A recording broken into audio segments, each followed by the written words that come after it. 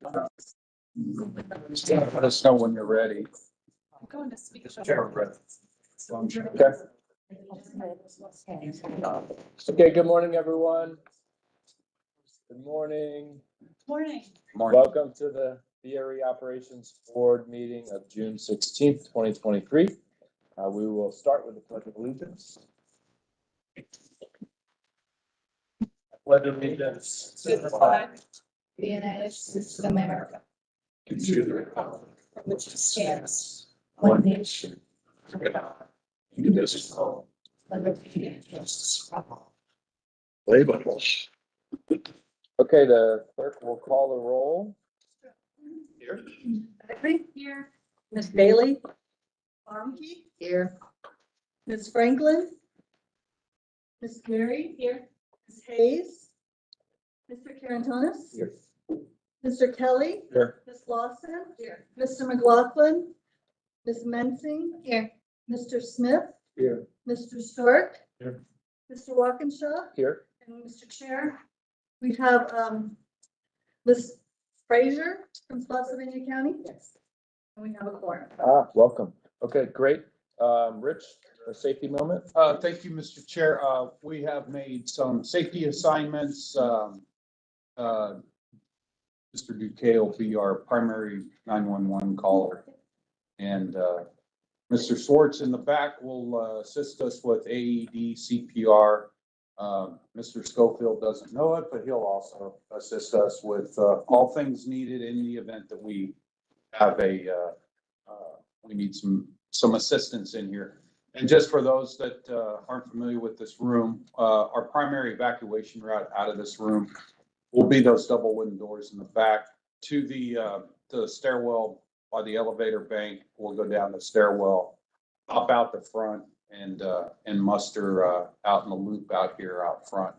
And then our secondary evacuation route will be through this single wooden door all the way to the end of the hallway. There's clearly marked exit signs.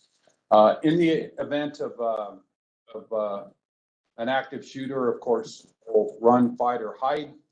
Run, fight, or hide, depending on the occurrence. So I don't see, it's a little tight up front. We were trying to make some room in the back. We were expecting additional attendance here.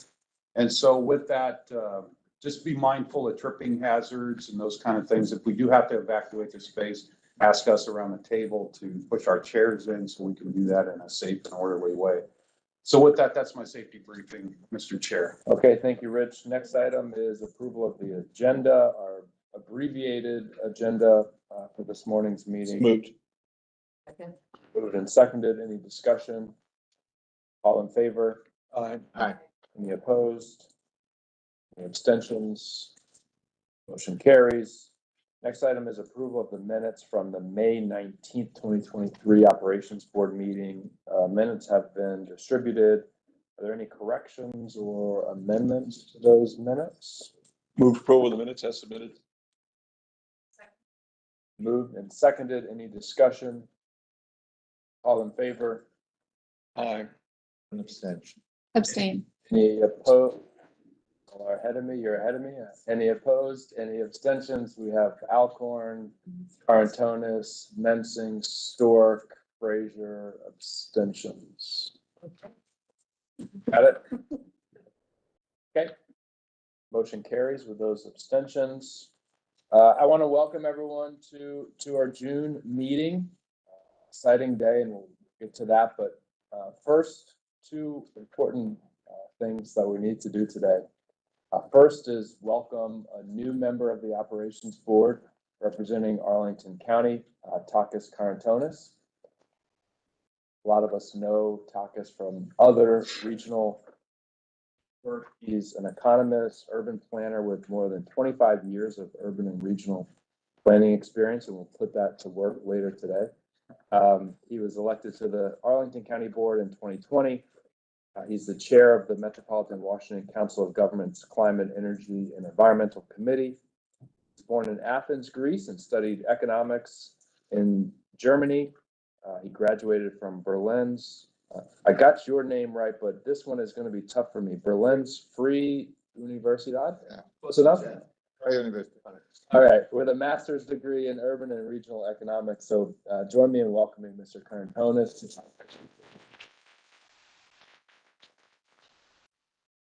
On a less, something I'm less enthusiastic about, also today we will be saying goodbye for the time being, at least, to another member of our board. Because Fairfax County's ridership dropped below 25%, I think it was 24.8%. It was just below.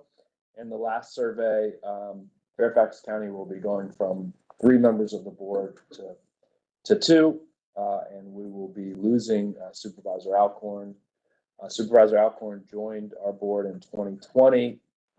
He's made incredible contributions, and I'll just say I really appreciate his dedication and diligence and commitment to VRE, especially in light of the fact that he represents a district, Hunter Mill district. I'm sure there's a VRE rider there, but not a lot, because it's not close to any VRE stations. But he also serves as chairman of our board's transportation committee, as chair of NVTC's WMATA committee, and on the COG National Capital Region Transportation Planning Board. So he has a lot of transportation work on his plate. So this won't be on his plate any longer for the time being, but we really appreciate his service. So thank you, Supervisor Alcorn. Got a little plaque for you there. And I don't even like to give him this because I'm hopeful he'll be back. We'll get him another. Yeah.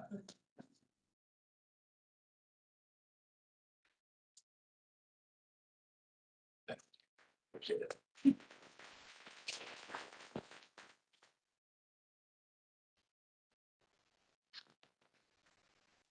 Okay, we have a short agenda for our operations board meeting today, but that is, of course, because we're gonna roll right into our board retreat. And I want to just thank in advance all of you for the commitment of time to participate in that. I know it's not easy to block out that much time, but I really think, and I won't spend a lot of time on it now because we're going to talk about it all day, but I think the conversations we're going to have and the work we're going to do is some of the most important that has occurred in VRE's history, given the moment in time that we're in and the decisions that we face. So looking forward to that.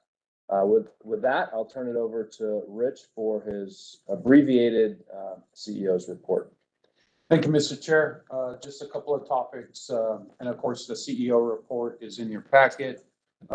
If there's any other, questions or discussion we can have, but I just want to hit you up with just May's performance comparable to previous months, still system-wide in that mid-80 range, still seeing, some of the congestion issues that we've experienced over the last couple of months.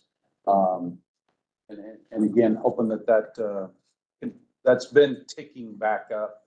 Hopefully that continues as a trend. Monthly ridership for a 23-day service week, as indicated in the graph, a little bit above 135,000. Of course, we had the Memorial Day weekend in there. Saw a lot of folks out taking vacation and stuff ahead of the Memorial Day weekend, and of course, average daily ridership just kind of hovering around over the last couple of months, from March through May. Again, we're seeing some peaks, we're seeing some valleys, a little bit surrounded around, spring breaks and stuff like that. So the month of June, we have seen, once again, some upticks, particularly on our Fare Free Friday. We've had 2 Fare Free Fridays, and that ridership's up slightly over 20% from previous months. And we're also seeing, we saw a spike even on a Monday last week or the week before. So anyway, it's still sort of a little bit all out there, but the peak of the week, Tuesday, Wednesday, and Thursday is still on a slight uptick. So the other thing I wanted to just mention is we're in meet the management season. We've held Meet the Management at our LaFont station last week, this week at Crystal City. Just wanted to share with you the remaining schedule for Meet the Management, and also wanted to point out in front of you, we have a couple of items, a notebook, some other things there, and you'll notice our theme, well, we're actually accentuating a theme that we always, that we always pursue out there, and that's really a focus on our passengers. And so you'll see that here, our theme is we're celebrating our VIPs, which are our very important passengers. And there's a couple other things there as well. So that's our point of emphasis. I'll also say off of the Meet the Management, you'll see also, I know we've sent it out electronically. Just want to remind everybody that of our open house for our life cycle overhaul and upgrade facility on June 28th. And just from a particular standpoint, if you drive, we put the address to the Spotsylvania station. And so that's where you would park, and then you will board a very truncated VRE. I can't even call it a train, because it'll be one car, but it's a VRE shuttle, and you'll be shuttled from the parking lot up into the maintenance and storage facility. And for some of you that have taken our system tour, I'm looking at Meg and others, Monica. And so we'll go in there, and then we'll do a tour of the facility, and have some remarks and stuff. And Chris Henry's buying lunch, so you'll get fed there as well. And then we'll do the exact opposite. We'll put you on the shuttle, take you back down to the parking lot, and then let you go your way. So unless you have any questions, that's my report, Mr. Chair. Okay, great. Any questions for Rich? All right, next item is public comment. VRE accepts public comments both in person and electronically via the VRE website. Members of the public wishing to make public comments have 3 minutes and should state their full name and the jurisdiction they live in. And written comments submitted before 8 a.m. this morning will be forwarded to the members of the board, read into the minutes, and attached to the official minutes. Do we have any members of the public here who would like to address the board? Madam Clerk, do we have any electronically submitted comments? We had no electronic comments submitted. Okay. We'll move on to our consent agenda. There are 2 items, as you'll see on the Agenda submitted. It's been moved and seconded. Any discussion? All in favor? Any opposed? Any abstentions? Motion carries. Action item 10A, Rich. Thank you, Mr. Chair. Seeking authorization to execute a sole source contract for automated fare collection systems, as further stated in the world's longest VRE board item title above. This is actually for automated fare collection system. Since this system was implemented back in 2002, this is a continuation of the combined services agreement, where we have essentially the physical hardware, ticket vending machines, TOMs, and other devices maintained by the OEM, Scheidenbachmann. And but with this particular item, we are also and we're recommending, of course, a base year with 3 option years in it. But the change with this contract will be Scheidenbachmann will come in and they'll enhance the security of the system through point-to-point encryption. That is an additional feature that will be implemented throughout the automatic fare collection system. For the amount stated in the resolution plus a contingency, this is just from a comparison standpoint.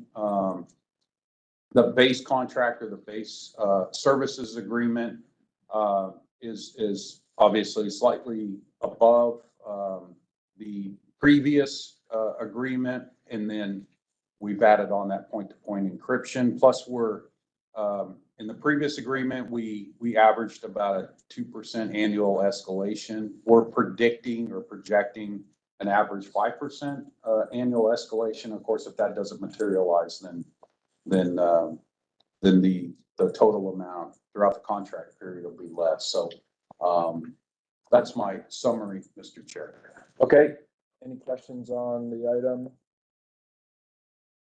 All right, is there a motion to approve action item 10A? So moved. Moved and seconded. Any discussion? All in favor? Any opposed?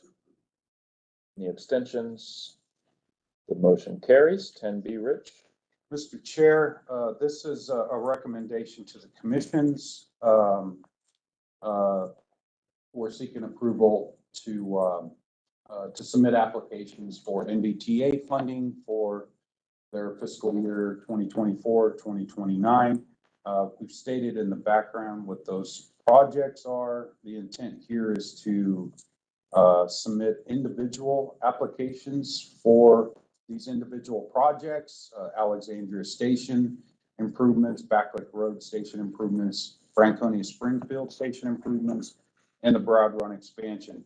And just for clarity, we just, because the applications are due next month, later next month, or later this month. Well, anyway, they're due soon. July, yeah. So they're due soon. And so what we basically did was just took, with our approved CIP, we just took the funding gap out of the approved CIP and put some escalation on that. That's the amount that we're seeking. Of course, several of these projects, like the Broad Run expansion project, is still going through final design. And of course, with cost estimates continue to be refined.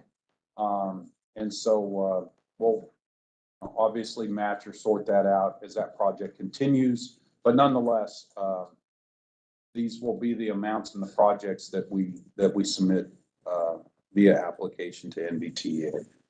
That's my summary, Mr. Chair. Okay, any questions on the item? All right, is there a motion to approve action item 10B?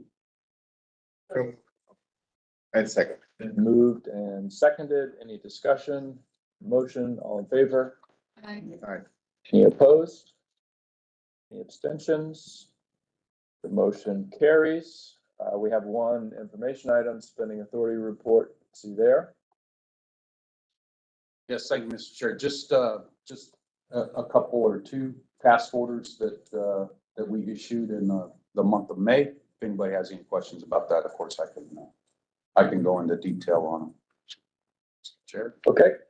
Questions on that? We have no closed session today. So final item, operation board members time, and maybe rather than going around, if anyone wants to raise their hand, if they'd like to use their time, we'll have plenty of time to talk later. Supervisor Alcorn. Well, I'll just say, as the last formal meeting, I want to thank everybody who worked with everyone. I think, this is such a well-run organization. I think VRE is a living example of how elected officials across the region can have a board and actually have a very well-functioning board and oversee a very well-functioning operation. So thank you, Rich, for everything you and the team do. And I'm not going to be far, so I'm still MVTC. But anyway, thanks for the opportunity to serve them all. All right, anyone else? No? Well, with that, before we adjourn, can we reconvene at 9:30? Does that work? Does that give you enough time to set up? Yes, sir. Okay, so we'll adjourn this meeting. We'll take a 10-minute break to get set up and for everyone to stretch their legs, and then we will begin our retreat at 9:30. So with that, we're adjourned. Thanks, everyone. It slips in your sneakers like that.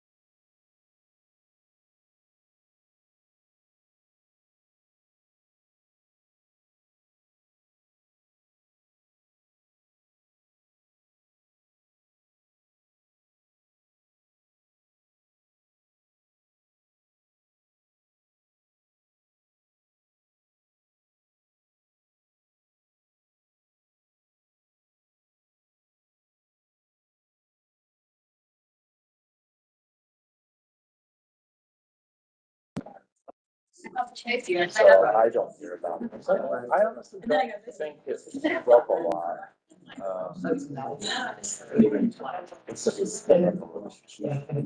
Yeah. Soon as my leave a little bit early, I'm graduating for junior deputy academy at 1:30. Okay.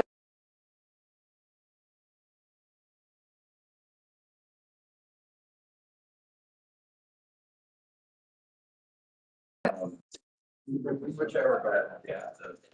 Okay. All right, welcome back, everyone.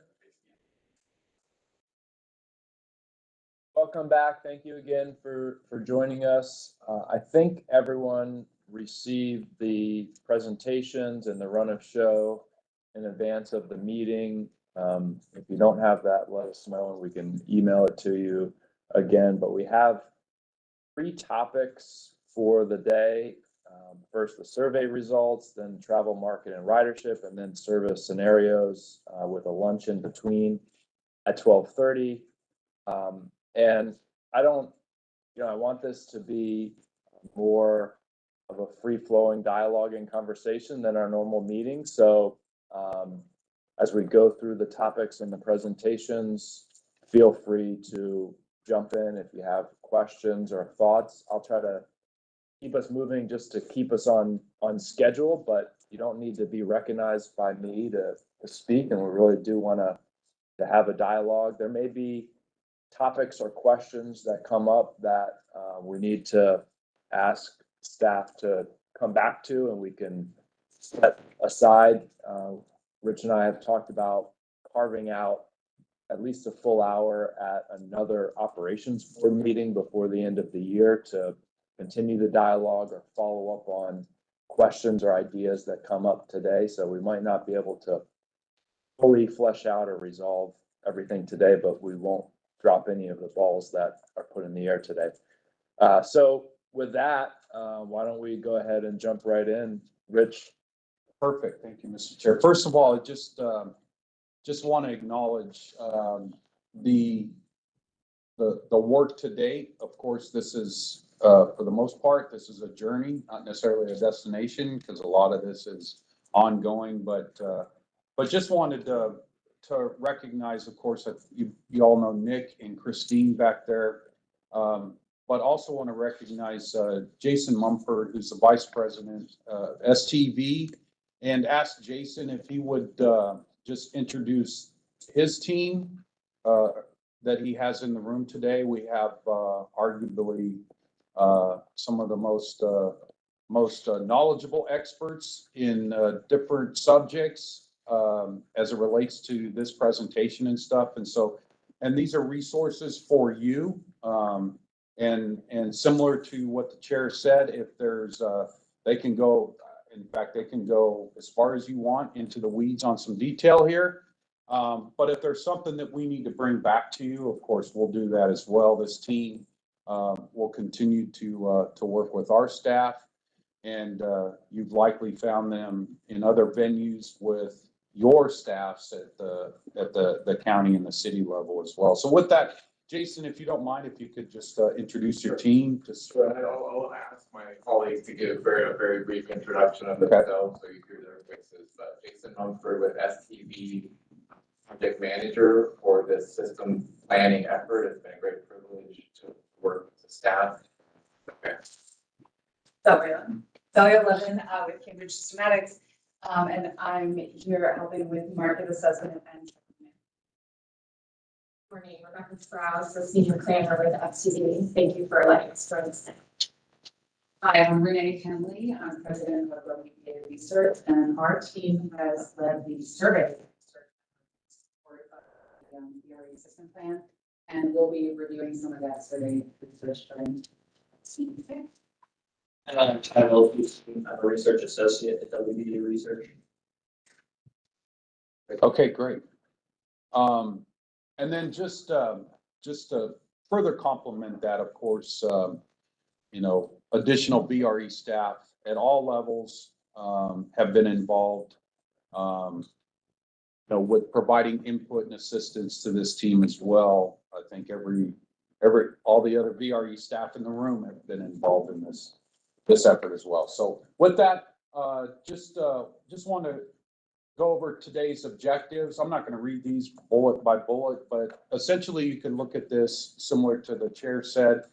You know, we're looking at obviously what is at least currently in the current information that's available, what's the demand out there for VRE service, and then we're going to walk our way through up to and including, you know, some potential opportunities to match that demand.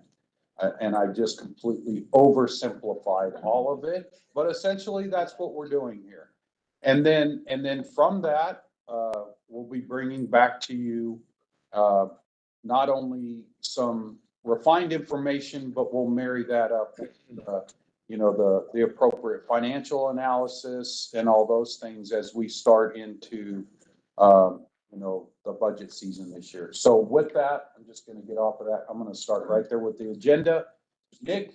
Just at some point in this process, and Mike might be the one to do this. For me, it's what do we want to do? And then there's how we're going to do it. And how we're going to do it is tied to money. And can we get an assessment of what the current status on funding is going to be or what it's going to be? We're basically on a very fragile funding source right now that we're still been debating now for decades on how we're going to transition, and transitioning from asphalt to transit. Can we get kind of a sense of where that's going so we know what we have available to deal with? Thank you. Okay, so this is one of those opportunities where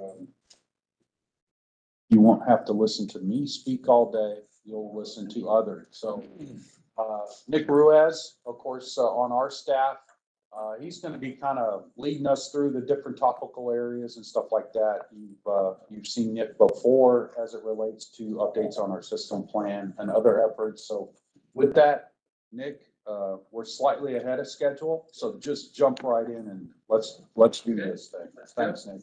So as was mentioned, good morning, everyone, and thanks for allowing me to give this presentation. But we've got a pretty good agenda today, a lot of stuff to talk about.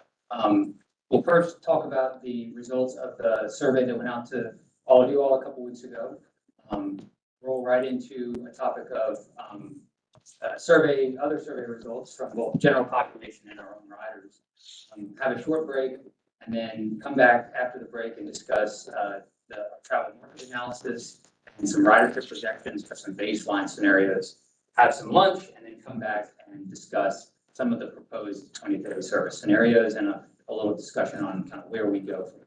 So with that, just a little recap. The survey went out to you all a couple weeks ago, and this is what you said. Number of opportunities for VRE between now and 2030, 2050.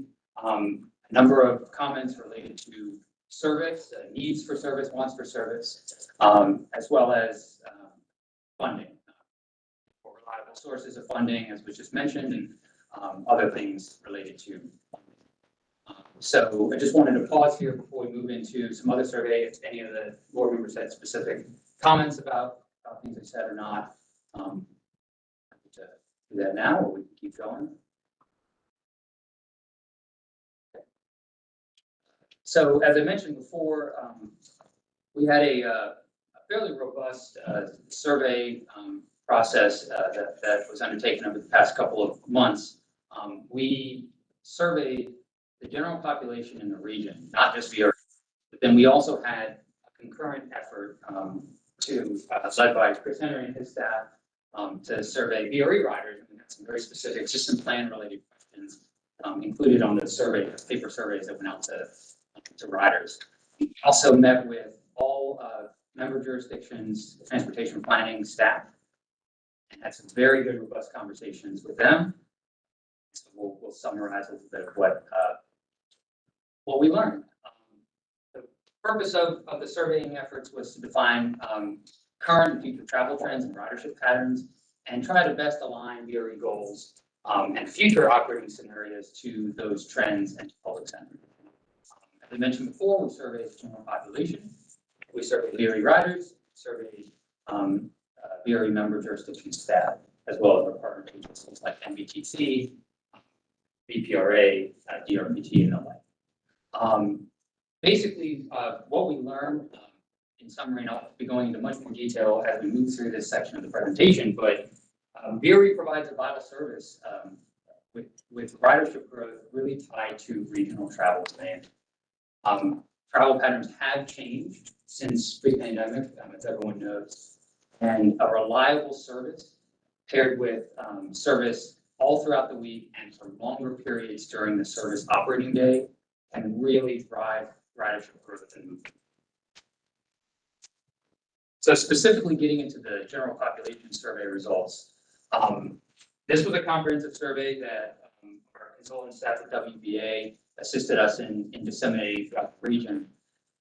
We asked some key questions on the public's general perceptions of transportation, how they move about the region, their values when traveling.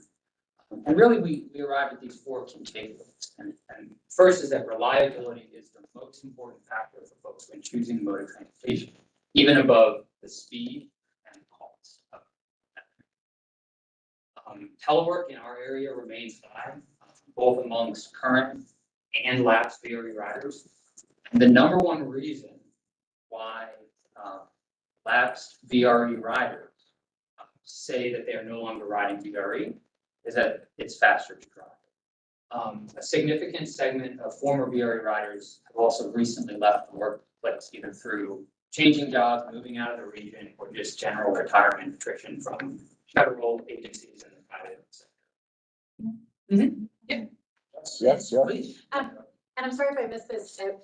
How did you survey lapsed riders? Like, what were the tools used to find people who were trained? That's a good question. I think the next slide, we get right into that. Sorry. So exactly, it was a setup. So WBA, a survey firm, helped us, and two members from that team are in the back, as we just mentioned. So if there are any more technical questions I can't answer, they will be able to. But we sent 38,152 paper surveys to residents of the region, kind of in that's a zip code map showing basically a third of the state of Virginia, as well as the entirety of the District of Columbia. And the way it works is we sent a survey.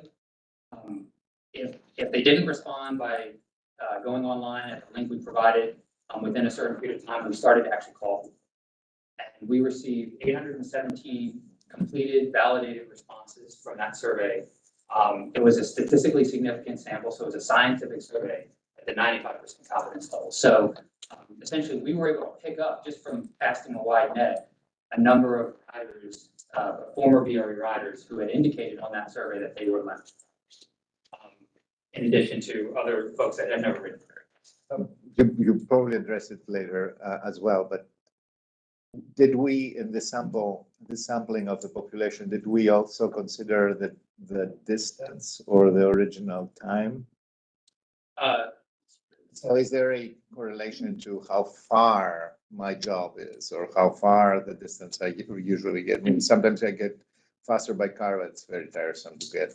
You know, if you drive 30 minutes, it's, you know, a stressful experience. Yeah. As opposed to riding a train 45 minutes and being very relaxed. We didn't specifically ask. So we didn't break down on how far they had to. Yeah. Just for mindfulness. Just want to confirm that was not. I think we have a. Mm-hmm. So, thank you. So back to reliability versus speed and cost. If a lot of our former passengers think reliability is top priority for them, why was speed then why they pulled away from using the VRE? We don't know exactly. The survey rather was not set up in a way to understand why. We just wanted to be able to understand the what first.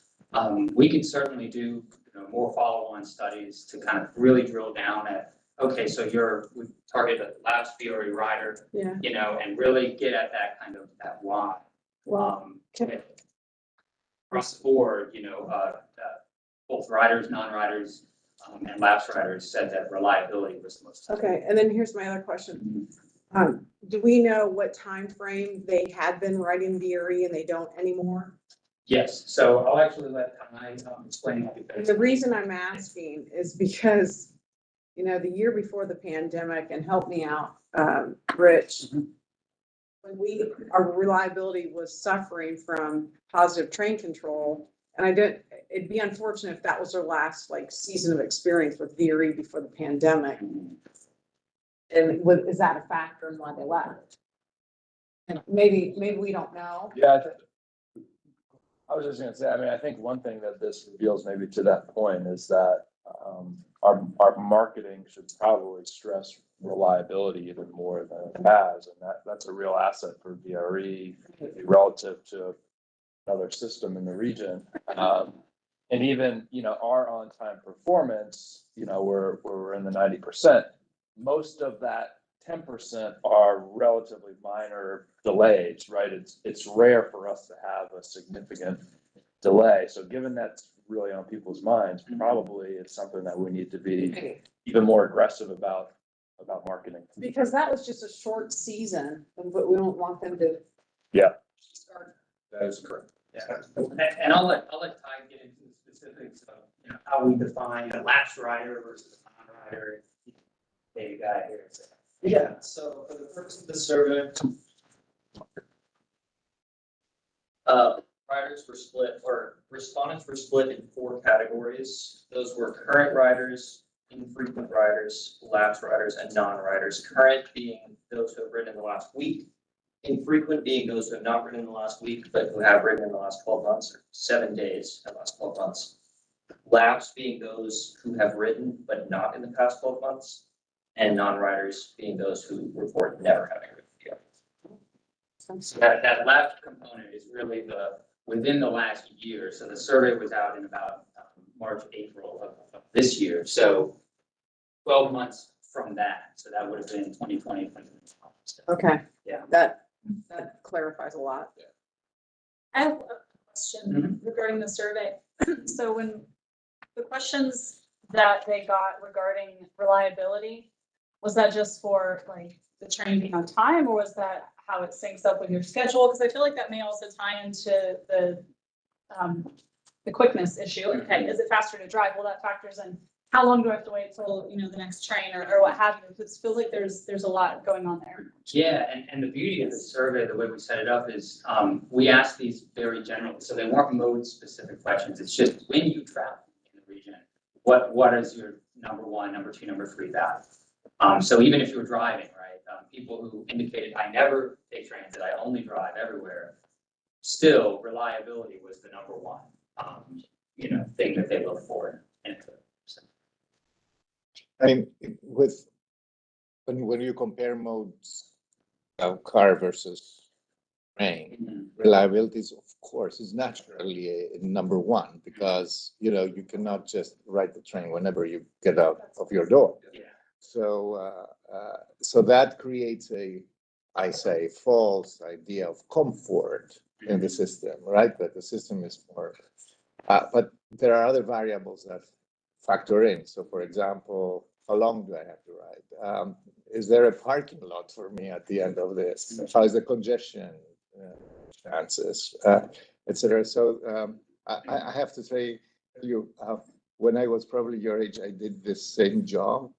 And we settled with not comparing on things that we knew are different, but comparing on things that we could, you know, convey to compare. Say, you're more comfortable in a train, even if it's 10 minutes longer. You will happy to do that instead of. But our campaign slogan was, "My other car is Metro." So and that I learned a lot about this because I didn't believe it in the beginning because it's not easily quantifiable. Yeah. Yeah, certainly. So I understand what you're saying. Again, I'm Renee with WBA.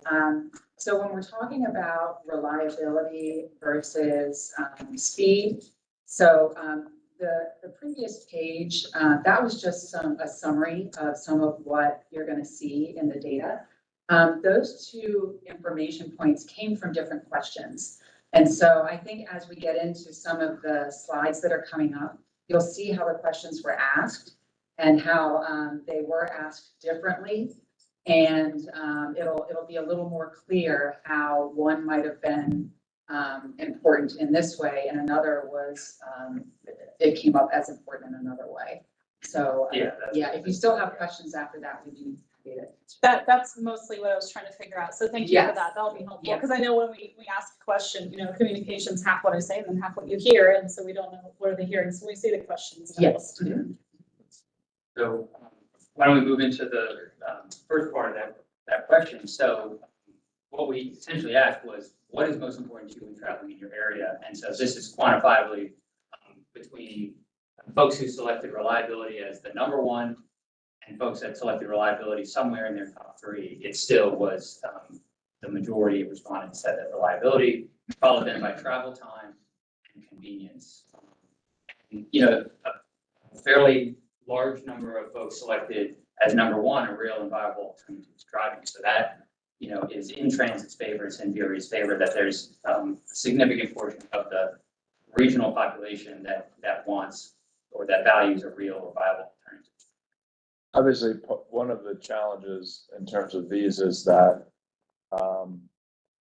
they're related, right? So someone who says travel time is most important, they may just be thinking of frequency in a different way, right? Because obviously frequency is part of the travel time, because I was initially surprised that frequency was so low, but I think it's that we think in terms of frequency, people think in terms of how long does it take me to get where I'm going, and if the train's every 10 minutes instead of every 30, it's faster. Yeah, we tried as much as possible to use more neutral terms that weren't transit specific because, as you'll see on a following slide, the majority of folks still do drive their own single occupant vehicle for most of their trips. And so they're thinking about travel time, they're thinking about reliability or safety, not necessarily frequency like we would in the transit office. And so just kind of this question asked a different way. We asked people, what makes a mode of travel reliable and unreliable? So not just transit, but any mode. And 41% of respondents said that on-time performance, knowing when it will leave, or adhering to a schedule is what makes transportation in general reliable. And then getting specifically at the telework question, we looked at how often people were teleworking in that region, that larger kind of 1/3 of the state of Virginia and DC region, and found that in total, the average days of telework for that region were 2.7 days. For VRE riders, it was slightly higher, 2.9 days a week. But what's most significant about this graph is that amongst our lapsed riders, so those are folks that have not ridden in the last 12 months, but used to ride, the average telework days per week was 3.3 days. That speaks to some of the ridership trends that we've seen. And then getting back to the point about who's using what mode and how frequently, the blue colors are essentially, I use this mode at least once a month or more frequently than that. And you can see kind of where VRE stacks in terms of regional transportation, relevancy with obviously the personal car, either driving or riding in a personal car or truck being the most common mode that's used. And that's to be expected because we surveyed a lot of folks well outside of existing transit corridors or places where there's high density.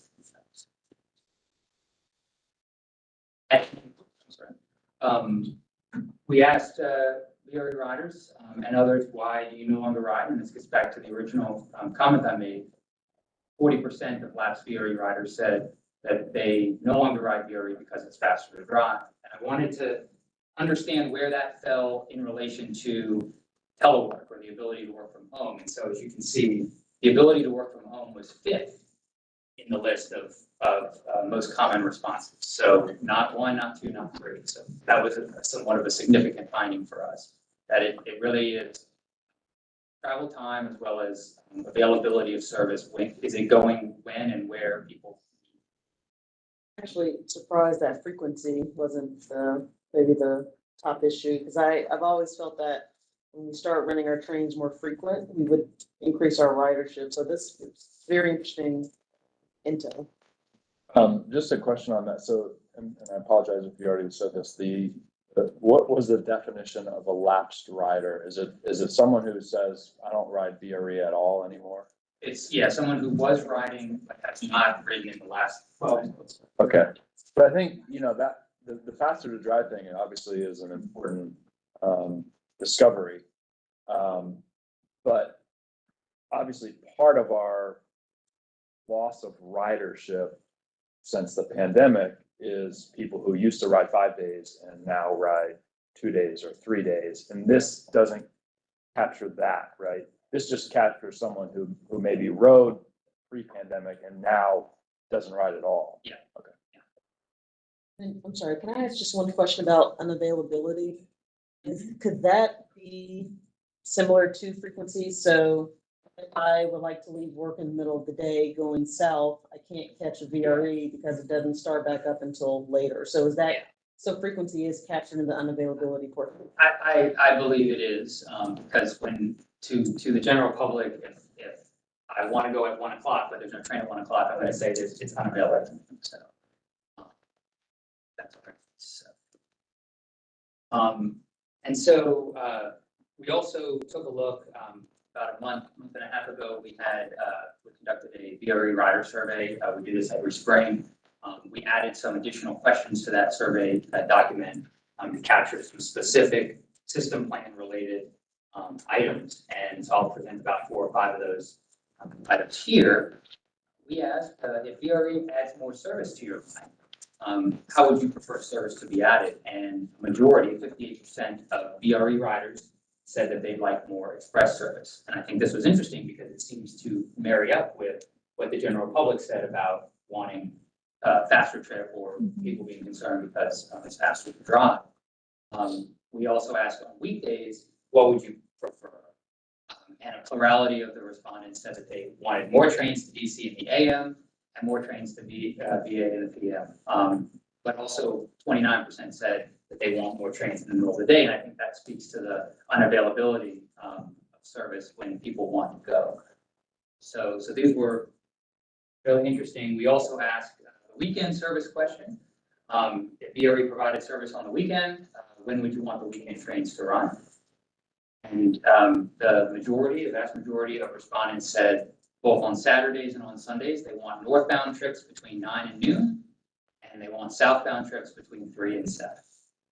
So, but there was a fairly high rate of respondents saying that they want trips in the middle of the day, and some even said, we'd like trains to run between midnight and 5 in the morning. So just as a recognition, there are people that work on Saturdays and Sundays and need to get into the regions for early morning. Do we have any insight on the demographics as, are there higher income, lower income? Is it only job related? It's also other type of destinations? From our VRE riders or from the general? From the survey here. Yeah, so we collect a very robust demographic set of 1 or 2 pages of demographics, Chris. And that's something that if you wanted more information about the breakdown there, I think that data is still in development, but we could certainly provide it. It would be the bottom line. These are, moderate to lower income for the most part. I would say, historically, our riders, VRE riders, have been middle and upper income, and that's been part of our. Also, no. It's a traditionally white collar ridership. I have a great That's why slide. it's so finicky, right? Yeah, that's right. That's exactly right.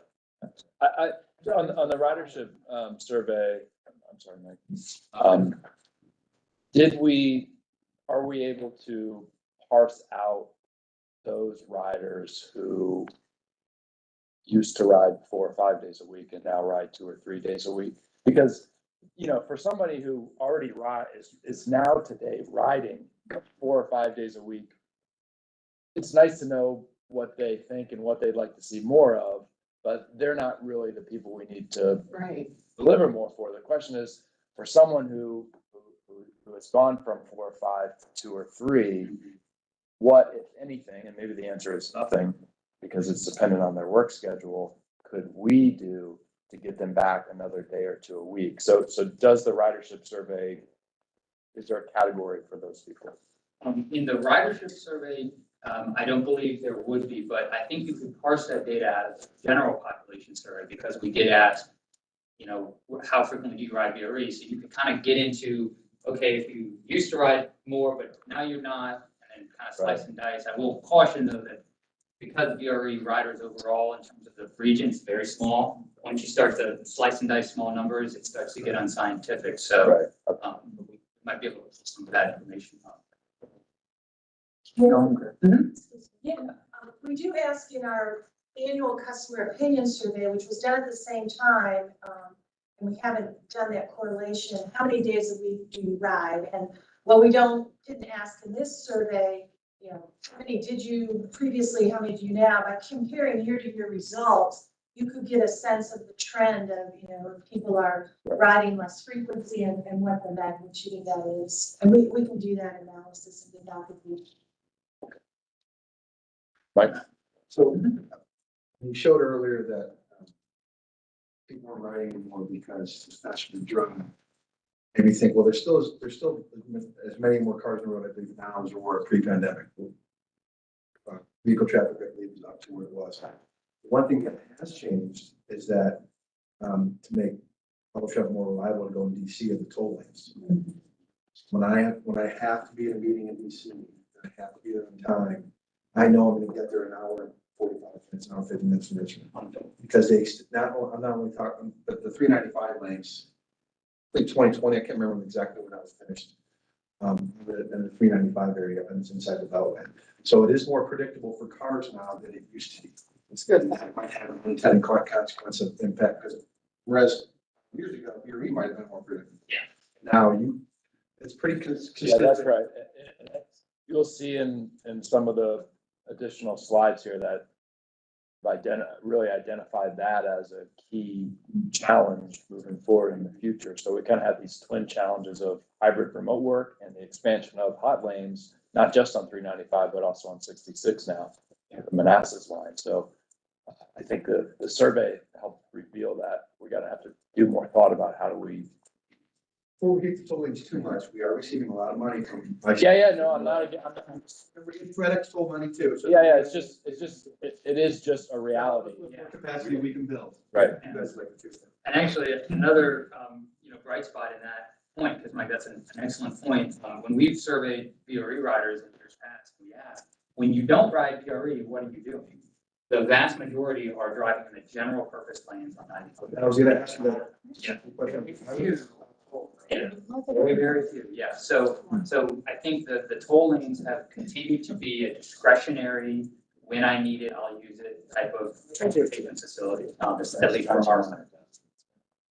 But I think to Mike's point, it takes that risk out for a driver, right? If you're commuting from Pennsylvania to DC, and you gotta be on time, pre toll lanes, VRE was a more reliable option. I would say we still are, but maybe less of a distinction.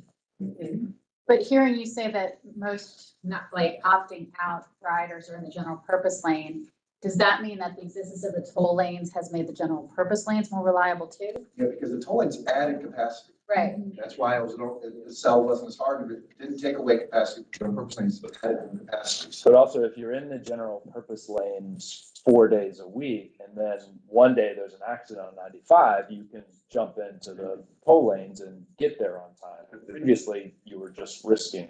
Yeah. This is the fallacy of availability. So you have the idea that, oh, I have an alternative. If something goes wrong here, I go there, etc. Which is, it's interesting to see how not real this is at the end, if you have to go to DC precisely. So. Another question we asked And this gets to kind of how can we potentially start to layer in additional service without adding more trains if that's needed. We ask if VRE provided riders with the ability to travel to and from VRE stations using same ticket but using bus service.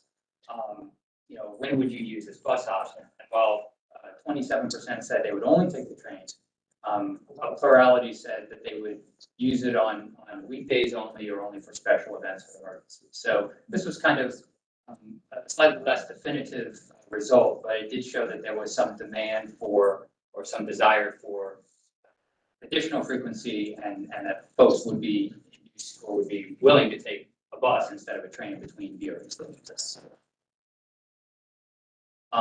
And then we also asked a step-up related question. So in the future, if your VRE ticket allowed you to ride Amtrak, what would you prefer?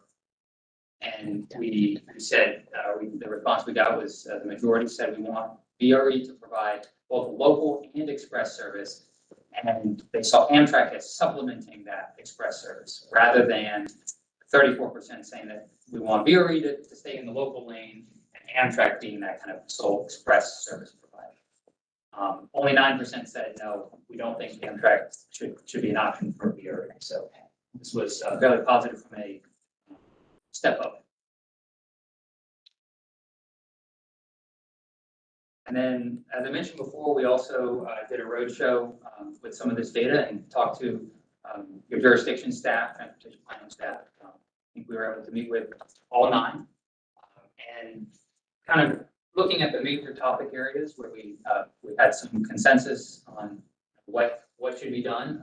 We've got on the left side who said what, and on the top what he said. Some of the common themes: expanded weekday service for non-peak or reverse, as well as express service. The majority of the individuals and the groups that we surveyed or talked to, indicated their support for some level of express service.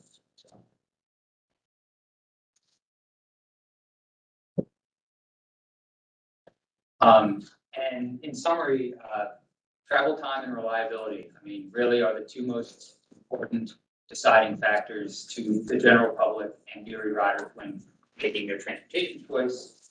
Of course, the intervening factor of telework continues to play a major role. Telework rates higher than pre-pandemic, 2.9 days per week on average for a current VRE rider versus 3.3 days per week for a standard rider. And getting at this data fact that the perception or reality that it's faster to drive makes using transit a real barrier, or the decision to use transit. There's been significant attrition from employment, and that's had a significant impact on VRE ridership.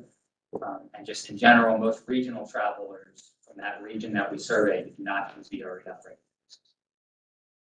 The telework rates, so that's that's comparing today, current VRE riders, and today, people who say they're former VRE riders, right? That's correct. When we did this survey pre-pandemic, did we ask how many days per week do you telework, and what did it usually say? Did we ask the VRE rider survey that question? Yeah. Do you recall for that? Yeah, so we've been asking that question probably for 10 years, I think. And you have seen the trend,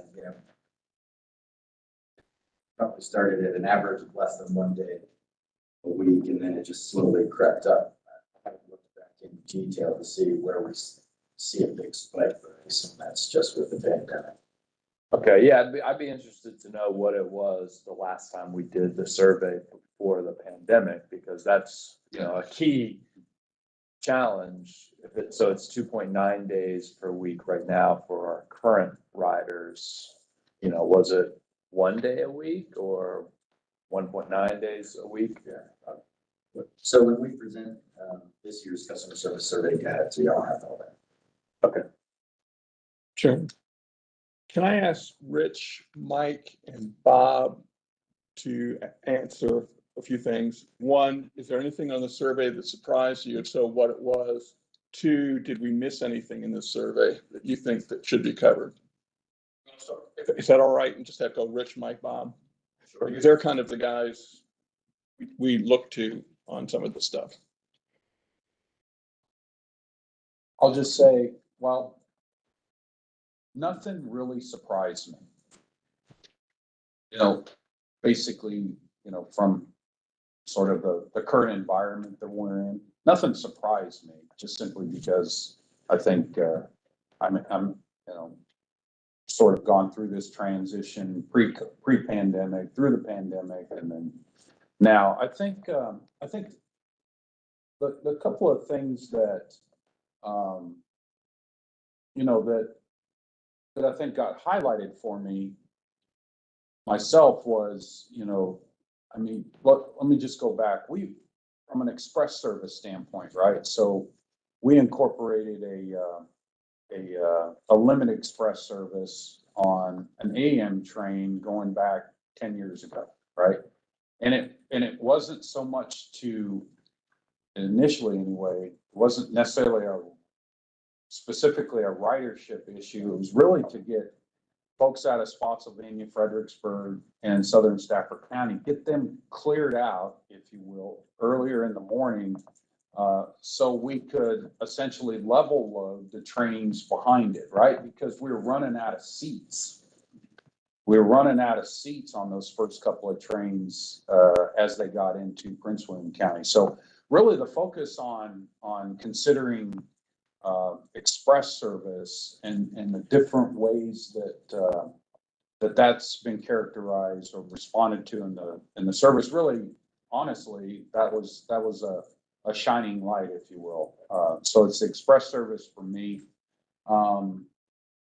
Yeah, I think that would be the largest topic for me. That really not surprised, but just.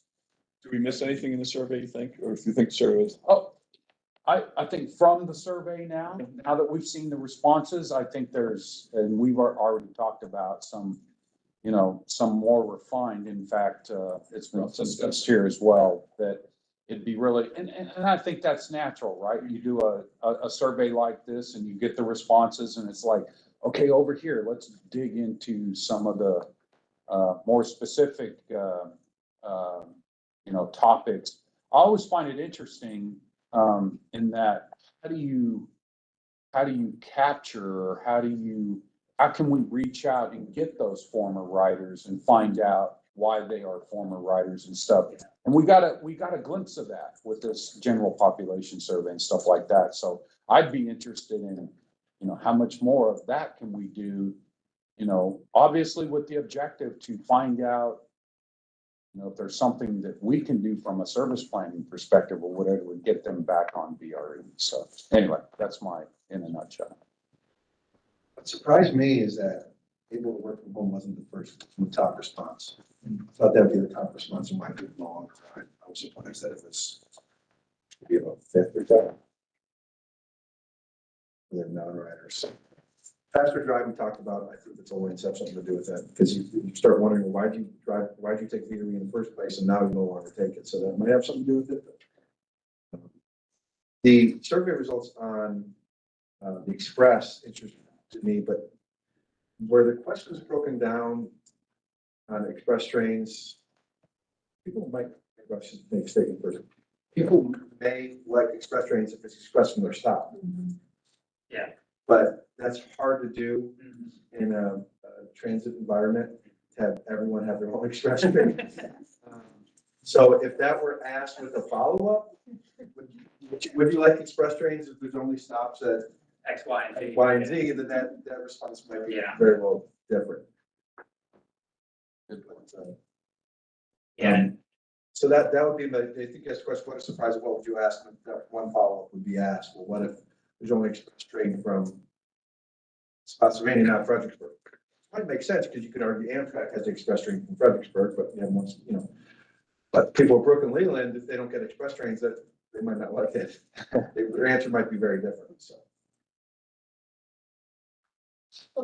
I would like to share a comment from a personal perspective. My daughter works downtown on M Street in the NFLPA. And when she first started commuting, she was riding the VRE from Fredericksburg. She was getting there, if she got there at a certain time, she was having a hard time finding a park. So instead, she transferred that into the commuter lot and started slugging.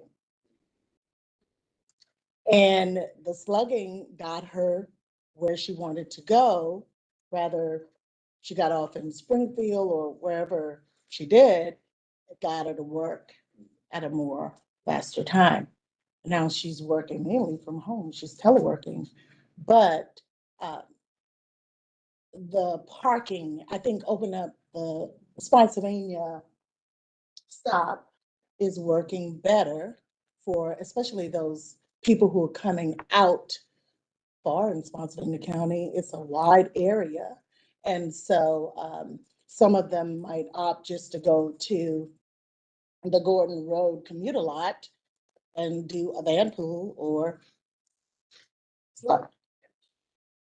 And in our past master agreement surveys, where we break down the jurisdictional subsidies, you can see those trends, right? You can see residents of one jurisdiction using another station, like residents of Fredericksburg going to Stafford to go to Leland, because the perception is that it's easier to park, or they can get right in there and not have to walk too far to the station.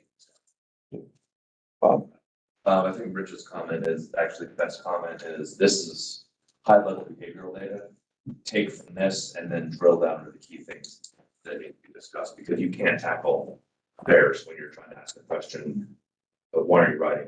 It's a latent demand question in a lot of ways. But this is the very exact behavior we've seen, which is why we've been able to be more flexible with service adjustments. We now offer like late night service that leaves DC at 15. It's the first time that we've capped off at 8. We now have Eastern lot connectors and we're targeting more midday service. So the speed factor is a big issue. Companies are now including the toll in their benefits package. So people can drive to work, especially out of the eastern corridor, eastbound corridor on 66 and up 28. 28 really isn't a toll. So it's just getting them to that one point. They don't have to have a way to go to DC. And I believe if you were to possibly take your survey data and lay it side by side with the most recent survey by the Greater Washington Partnership, there has been a reduction, not just the number of jobs in DC, the number of days a week reduced, the hourly demand has reduced, so you're not there at 8 to 5, and more telework, more flex, but also more, only go in for the meeting. So I can slip in at 10, I can slip out at noon, and I'm good. And so the parking's still available. So you're gonna have, if you look at data on parking availability, that's fighting your ridership, because if I never had a place to park, half an hour of driving around the block looking for a place to park, now I don't have to worry about that. And then the final thing is that we have seen employment decentralization. So it's not just the issue of telework, reduced number of days in the workplace, but also the diffusion of where they're going. And so functions have been split out of DC. US Geological Society is a recent example that I picked up on. Is some of the work that's where their main headquarters are. But they've now dispersed some of that into some other areas to reduce travel time for workers. So a lot of the things that we're actually doing policy-wise are designed to reduce long distance travel, to reduce congestion. So it's a transit, it's a great mitigation strategy that doesn't always vote itself for ridership. But I think that one of the final questions that I think is actually missing is if VRE went away, what would it do? And that's the question we always miss in all of these conversations with ridership. That's the question we ask insurance and in local buses. If you have a low performing route and you just ask that small population of riders, what would this do to you if it went away? And it's typically devastating. But if you're talking commute service, well, now I'm driving. It's the increase of my time. It's the increase of my cost. So I think that might be a question that if you wanted to do some follow-up, it's ask that question in terms of what is the value of VRE, those who are still riding. Just like sense. And at a previous Meet the Management session, I believe it was last year's, got to talking, as we were just starting to launch the system plan, we got to talking with riders and just asking kind of what their situations were. And we heard a number of folks, this is all anecdotal obviously, but a number of folks say, I chose where I live because I can use the VRE when I want to. I mean, so it's a pretty significant factor in their decision making. They might have chosen to move somewhere else if VRE didn't exist. So that's it. Hey, Joe, one other question. Did you ask how they get to VRE? We do the rider survey, yes. I don't have any slides on that here, but yeah, we do have that. And we have that data historically back, since we started collecting. You brought up and also, but also walking. I've talked before that you see some VRE stations next to a housing development. Walk to get from housing. To walk, if to drive a mile and a half to get to a station. And then, Dan, I know we've talked about this. And then sometimes you gotta walk a quarter mile, depending on this is that parking lot. I have no fear. When we started our route out of Haymarket, people had to walk down the street to get to the bus stop. So like you could sightline, they still drove their car and parked in front of the neighbor's house. So we actually got complaints to Supervisor Cameron's to take out bus stops because the cars were stacking. So never, walking is some people absolutely will and do, but it's even in a habit. We can work with our communities. To make, especially those housing developments that are close to train stations. Walk there in a few minutes instead of driving all around. Sometimes a simple sidewalk. Yep. But I'll also say, to Bob's point, it's also almost a cultural shift we have to do too, because at least in our area, Prince William County area, we don't walk. And so, but we could in some instances, even when we don't. So it's also just a mind shift that I think we have to start. Just jump in. Sorry. So Bob's comment just now reminded me of the two things. When I first joined the board, I heard this phrase frequently before the pandemic that y'all replace a lane of traffic. Right? I mean, that was sort of the go-to kind of phrase. And it made me realize, have we, under our current numbers, accepting they're much lower, do we have that kind of metric?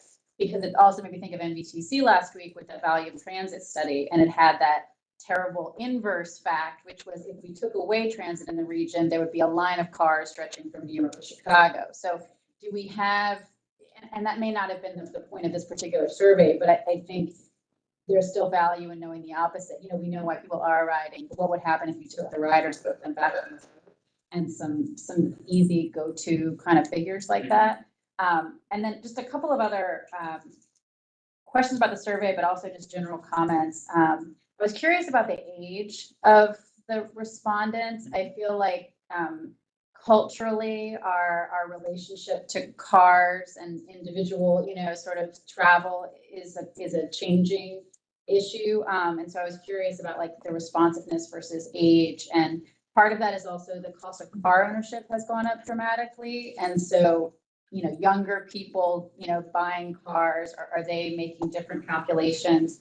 And then the extent to which sort of environmental impact was or wasn't surveyed, or people's consciousness of, I appreciate like travel time or reliability came up highest, but again, as we start to talk about the value of transit in other impacts, I know that NBTC study had, carbon emissions, and also had the reduced accident rates, this many accidents won't happen.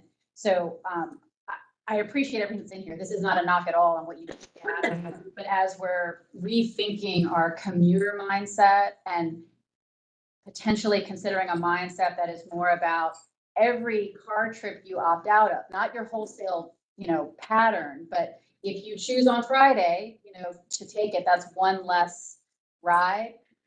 That kind of marketing that and equating that with, this is the carbon poundage you won't produce, or this is your reduced likelihood to be in a car accident today, that sort of thing. Yeah. These are just kind of general, I didn't see that in the responses, and I appreciate why, but are we able to start to give people those options to indicate those thoughts? Yeah, and I'll say that that was a question or one of the potential responses that they could have selected in like what is most, I think that this is the right slide, what is most valuable to you in traveling, so this was one of them. And unfortunately with surveys like this, it seems that the environmental question or the environmental component is usually very low on people's list relative to things like reliability, travel time. But we did give people the option to select it. We do have data on it, I believe, and I believe too, we could splice it and dice it by age. But that is something that we could potentially either included in one of our surveys or part of a future study. I just think about the lessons I'm learning about, bus choices even, and like seeing in Alexandria, like families choosing the bus, not necessarily because it's faster, but you know what I mean, or it's more direct, but because A, they feel safer, in it, and B, it's a family recognizing, it's a sound environmental choice or that sort of thing. And so just looking for those one-off opportunities, not so much trying to grab a 5-day commuter. So, Over. One thing I did want to, that wasn't really touched on is fares. And although we're talking heavily about federal commuter, I will suggest that one thing we're going to be looking at is that as we start to have our services deadheading into DC, we're looking at advertising that specifically to be not deadhead, but to be expressed in. But the reason fare matters is if my past chair and I want to go to DC for a reception, or more importantly, if my wife and I want to go in, so like now we have budgets, right? We have someone paying the bill, et cetera. That's a double penalty for deadhead service. Mass transit has always had, if more than one person travels, just a penalty. If 2 people get in their car, it's cheaper. If 3 people get in the car, it's cheaper. So like the family going from Fredericksburg paying full fare to go in, there's this penalty. So one of the things we are looking at, the question asked is, first person pays, second person's about it. Or so what you're doing is now a family can travel and penalty to group ride. I think definitely for like a Saturday service for us. Group travel on transit is punishing. That is why families drive to Orlando, but individuals fly. Because you're incurring the same cost of tires, gas, et cetera, regardless of the number of people. That's something that we're going to be looking at differently in terms of especially our reverse commute type service, where we're not relying on that one federal worker who's going in to touch the smart card. That's just something else to consider in terms of as you look at models, it will be worthwhile and things VRE is doing to have improved fare collection. Those are all things we're paying attention to. Do you have any information on the radius on which VRE riders are commuting into a station? And if you're looking at, and this is maybe going forward, looking at any potential land use issues, and this came to mind for me when Sarah brought up a lot of subdivisions were built right next to VRE stations. As we know, there's probably still a lot of vacant land not far from those VRE stations. I have a project proposed in Stafford County, although it's 55 and older. And the reason I came up with that is because we don't have any 55 and older on that side of the interstate. So my question would be, if you look at the radius on which our people are driving to a station because they want to ride VRE, can we then extrapolate from there and looking at future growth models or units that are already on the books with each jurisdiction to figure out what potential ridership would look like? You must have looked ahead in the. I was gonna say. Perfect. All on that topic, but yeah. That was a great question. I will say specifically, our rider surveys show that the vast majority of riders are driving less than 10 miles to a VRE station. However, at the end of line, at Broad Run and Spotsy, you do get a lot of the much longer trips of 25, 30, even 50-mile trips in some cases to those end of line stations. So that's a long commute for those people every day, or 2 or 3 days a week. Yeah. No one person. Two things. Oh, yeah. This is where it begins to be the ratio between how many modals you have to use and how long it goes. And this brings me to something, so for walking sheds and land use close to VRE stations so that you have more of a captive ridership. There are tipping points for that. So there is at some point, and this also translates to fare, to how we think about fares. I mean, major systems in the world have regional tickets. So you have a region ticket normally, and they trend to prefer to say, hey, it's not individual fare anymore. Here's your monthly. And this will be priced in a way that you won't say no, even if you don't use it very often, etc. So you still keep the revenue going in and create a political horizon, for the financial horizon that you can make decisions on that. And I would be very interested to see where the tipping points for VRE would be. Two things, question and then a comment. Telecommuting is still an issue. Have we gotten, are we in the new normal now, or are we looking at future, any changes to the current dynamics of telecommuting in the workforce? You look at the people who might be more connected to federal government.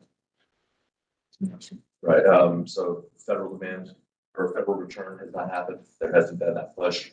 And if you're reading into the articles about the new ribbon cutting in Arlington on the HQ2, there's a lot of hidden data in there. What technology companies were doing, there's the decrease and the increase in the number of layoffs on the tech side has created more opportunity for companies to lean into that. So there's less competition in the workforce. I think as we see that our return back to employers, we will see more because the data is now showing that an office presence does show more efficiency. So we are looking at a potential change in the telecommuting patterns. Yes, what's been good is now I think what we're going to see is we're going to see a genuine reduction of the unnecessary trips. I think everyone in this room has probably driven 2 hours to Richmond for a half-hour meeting or something. So those things go away. The data is now indicating that's what will stay. More people will return to the office for the in-person meetings and things of that nature. The challenge is going to be, we're going in for the whole day. Are they going in at 8? Are they getting there at 6:30? Our traditional service demand times, or are they going in at 10 and leaving at 2? That's the hard part. I don't know enough about Northern Virginia. Well, I know enough to be dangerous. Down in our region, and I was hoping to have it this week and hasn't come in yet. One of the things we're doing at FAMPO GWRC, our PDC and our IMPO, is finally sitting down and doing a regional map of land use plans for all our jurisdictions, which frankly is going to be an eye-opening experience for my council. And I've got a feeling it's going to be an eye-opening experience for all of us. From a transportation perspective, I want to thank Northern Virginia for this because you guys did it first. We followed up on it. Finally did an unconstrained plan based on our comp plans. And on a transportation perspective, when we looked at it, this is 4 or 5 years ago, we were $10 billion short in building the transportation infrastructure support the level of development that are currently in our comp plans. We are the fastest growing region in the Commonwealth, in our neck of the woods right now. The last time I looked with in Northern Virginia, you guys were much 20 some odd billion short and still showed a degradation in movement of traffic within Northern Virginia, one of the reasons I left. I think one of the things we do need to look at some point in planning this out is we've got in our area, some significant growth coming down the pipe, which we need to start planning for and how are we going to present VRE to this influx of people coming forward. But that's a factor I don't think we've spent a lot of time looking at is what is the population shift growth and changes that are occurring within the VRE region that we need to be kind of focusing in on. And that's one of the reasons I asked the telecommuting question and how that's moving forward. Because everybody right now, the big game plan is always move farther south because you get on the train. My understanding when Amazon, everybody was looking up here, one of the things they looked at was, wow, they got a train system. Everybody can live down here and they can move over the line. So, I mean, we need to do a little bit more, I think, demographic look on what's shifting, what's changing, and what's coming into the region. Start planning for that better. Yeah, I mean, I can say just from the Fairfax County perspective, and we do have some similar kind of studies with COG and TPB. In Fairfax, most of our growth, including 100,000 plus people in Tyson's, is planned around what are now existing transit corridors. And Supervisor Stork speak to the Route 1 corridor and BRT there. So for us in Fairfax, the vast majority of new growth that will occur is in existing transit corridors. Tyson's Rest and Dulles not being a VRE corridor, but a transit corridor, and the Route 1 corridor being in addition to a BRT and Metro corridor, VRE corridor. We won't have a lot of growth outside of those transit corridors, which are already built or funded or planned. Everyone did a good job reading ahead, because I actually have some slides that speak very much to your point.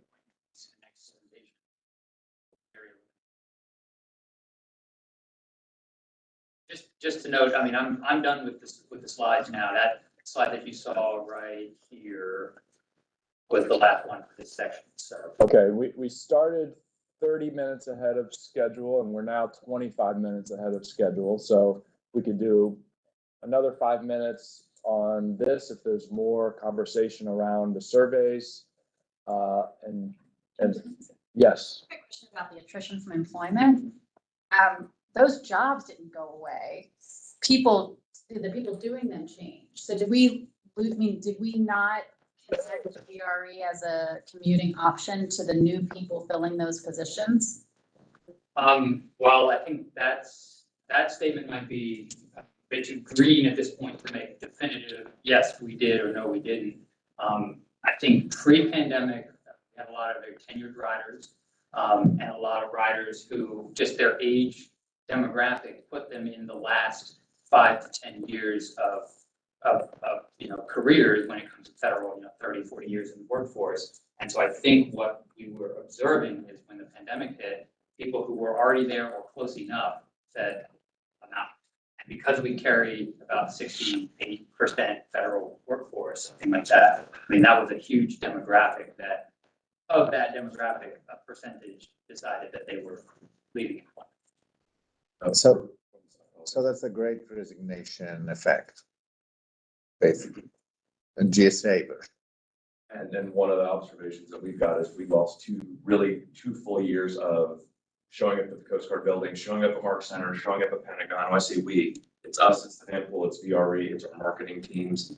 So, and now there's so much noise, it's really hard to market inside our own communities. So one of the things we're doing is as we redesign services, we're building the reliability component first. But we're going to do less advertising locally, and we're going to do more advertising in the destination corridor.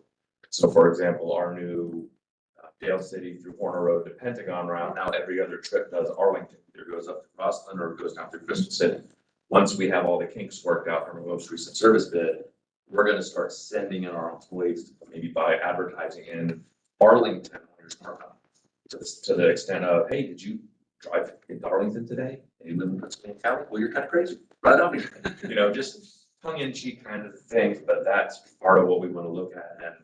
And it's that, but I know they're interested in doing some regional marketing to those effects. So it's not just, did you do that? Did you drive it from Pennsylvania County? So that's some of the things that we're going to discuss as we develop our OmniRide organizational goals, is shifting that dynamic, because we have a really good network of advertising within our communities.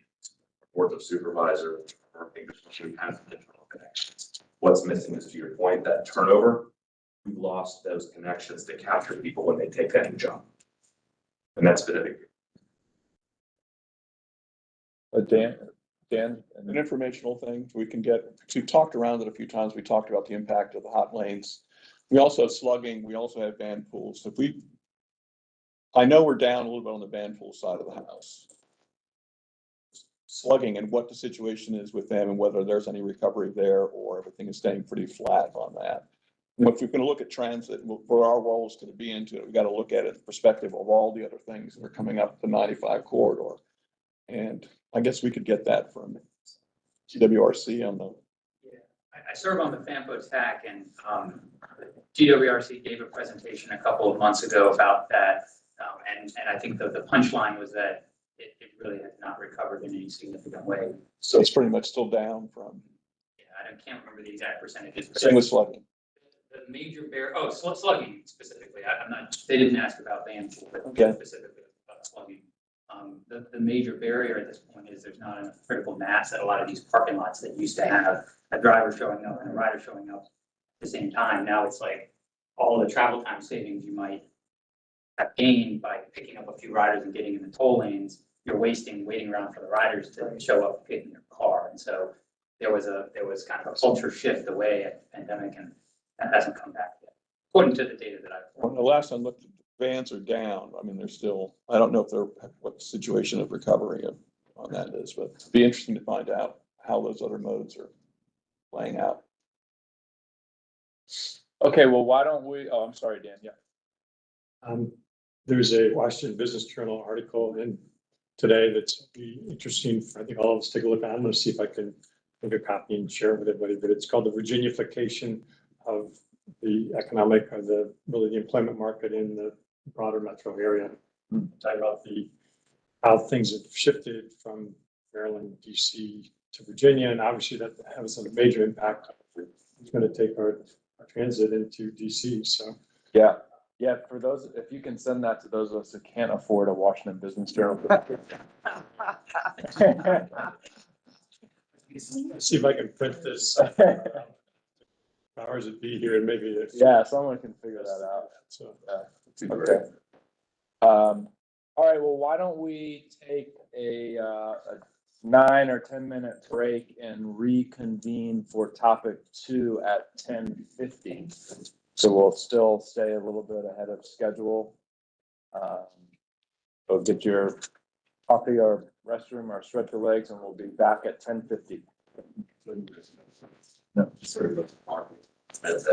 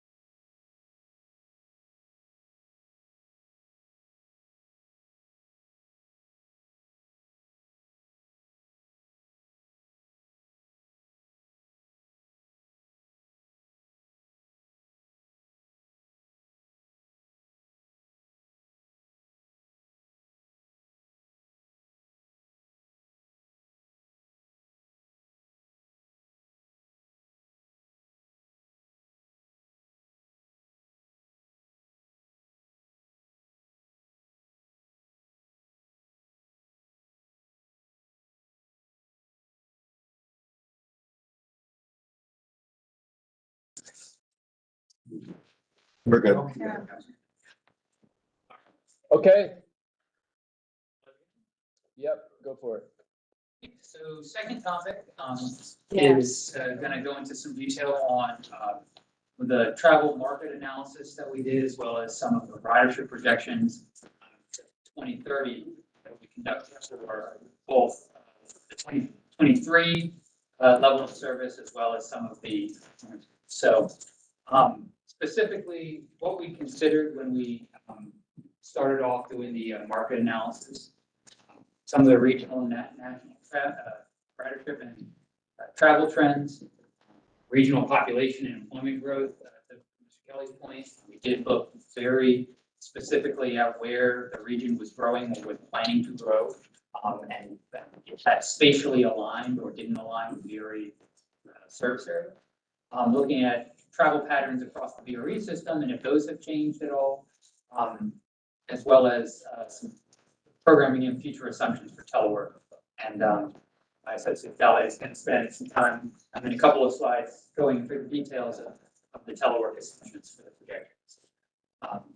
So specifically, just wanted to start off the conversation by underscoring that there's things that we can control in the world and there's things that we have to react to, as any organization, any business, any agency does.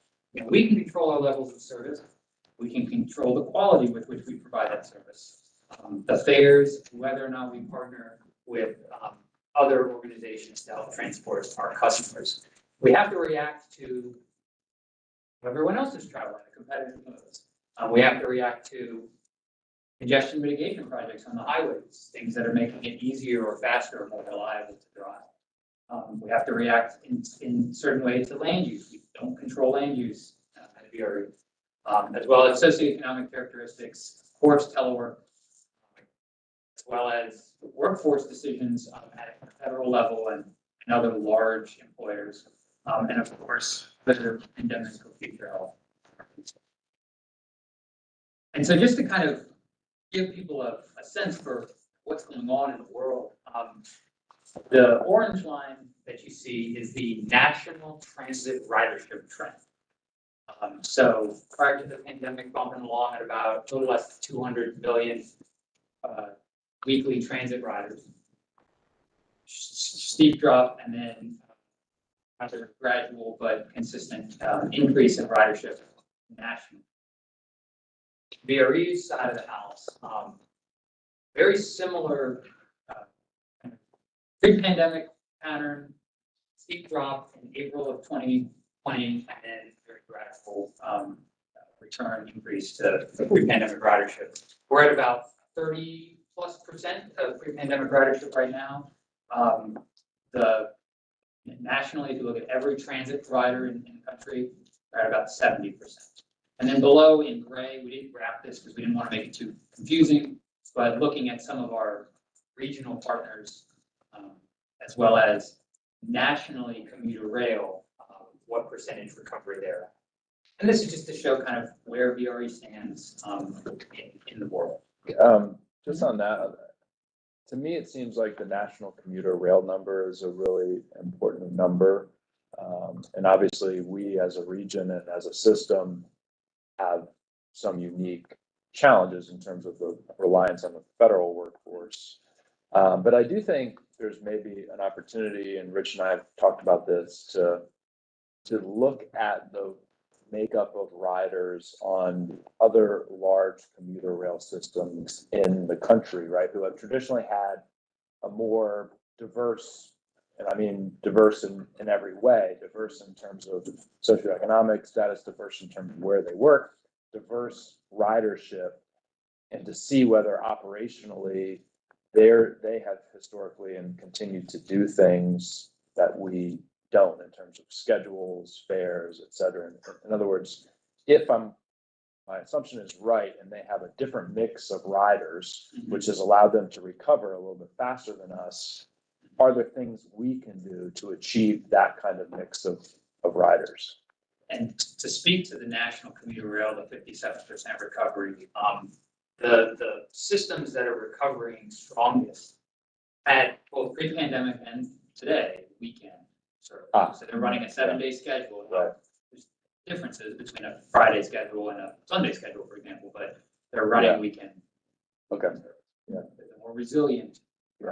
And that's the segment in most of those operations that recovered first. And in fact, in a lot of cases, they are now above Yeah. pre-pandemic. So that's, levels, yeah, that's the and key. they're That's way a great above point. That's the key. Are there other things, right? Or do they have dynamic, do some of them have dynamic fares where there are peak fares and off-peak fares?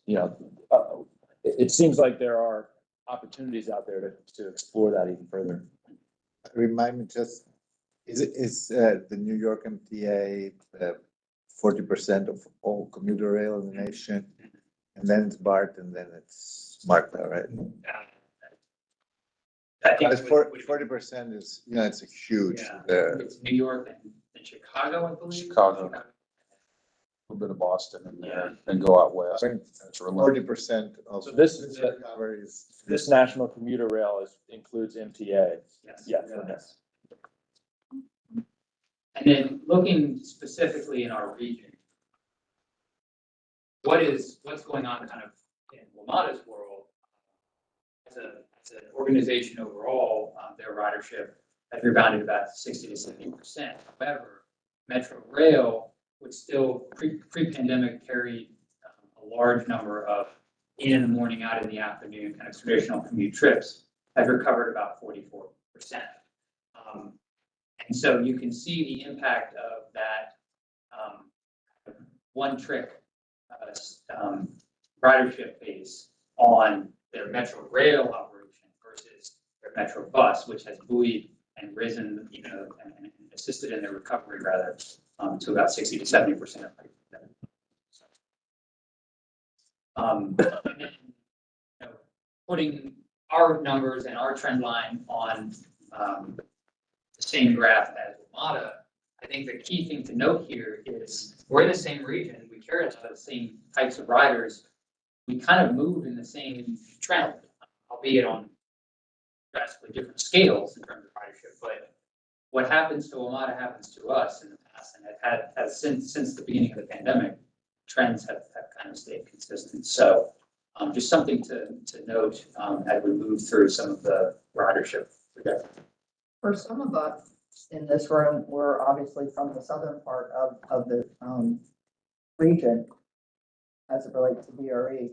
When you look at what were some of the lessons learned and what are the changes in advertising and what things are being done at WMATA that we should be looking at, or are we already doing some of those things? And how much of that recovery, I guess, when you look back at the graph, while you're at 60% with WMATA right now, when did that really start to occur? And I can't read those dates very well. Has there really been just a big uptick in the last 6 to 8 months? Yeah, so again, I can't speak for another agency, but just from a rider's point of view, I think one of the things that has made a fairly significant impact are the flat weekend fares and the flat fares. I know just personally, anecdotally, I mean, we use WMATA. I live in Fairfax County, I live near Huntington, and we use it a lot on the weekends because there's that $2 fare. They did obviously have some issues in October of 21 when there was the incident with the 7000 series cars. So you can see that kind of reflected on the graph. But since then, there's been a fairly steady increase in ridership.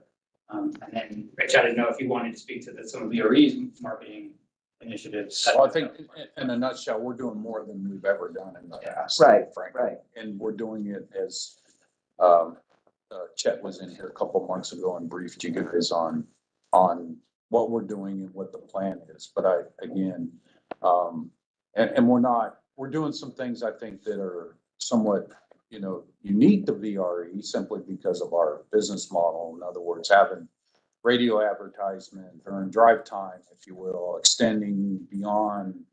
I mean, I think some of that coverage, goes into Caroline County and maybe even further south and west of that. So we're doing those types of things, which may be a little bit more unique to VRE than say what WMATA's doing. But we're not that we're doing anything different. We're doing things that are more enhanced than we've ever done before. So those weekend $2 fares that you referenced, were those pre-pandemic as well, or was that something that started? Okay. Yeah. So, sorry, did you have a second part of the question? No, that was it. So as I mentioned before, we also took a pretty significant look at where population and employment are in the region and where they're projected to grow. And so what we found were that the highest rates of regional population growth in 2030 and in 2050 are going to be around VRE outer station service areas of both lines. And I'll show you a chart in just a few minutes that really exemplifies how much more significant the outer station service area growth is projected to be. I think this speaks to your point about Fredericksburg being the fastest in the state.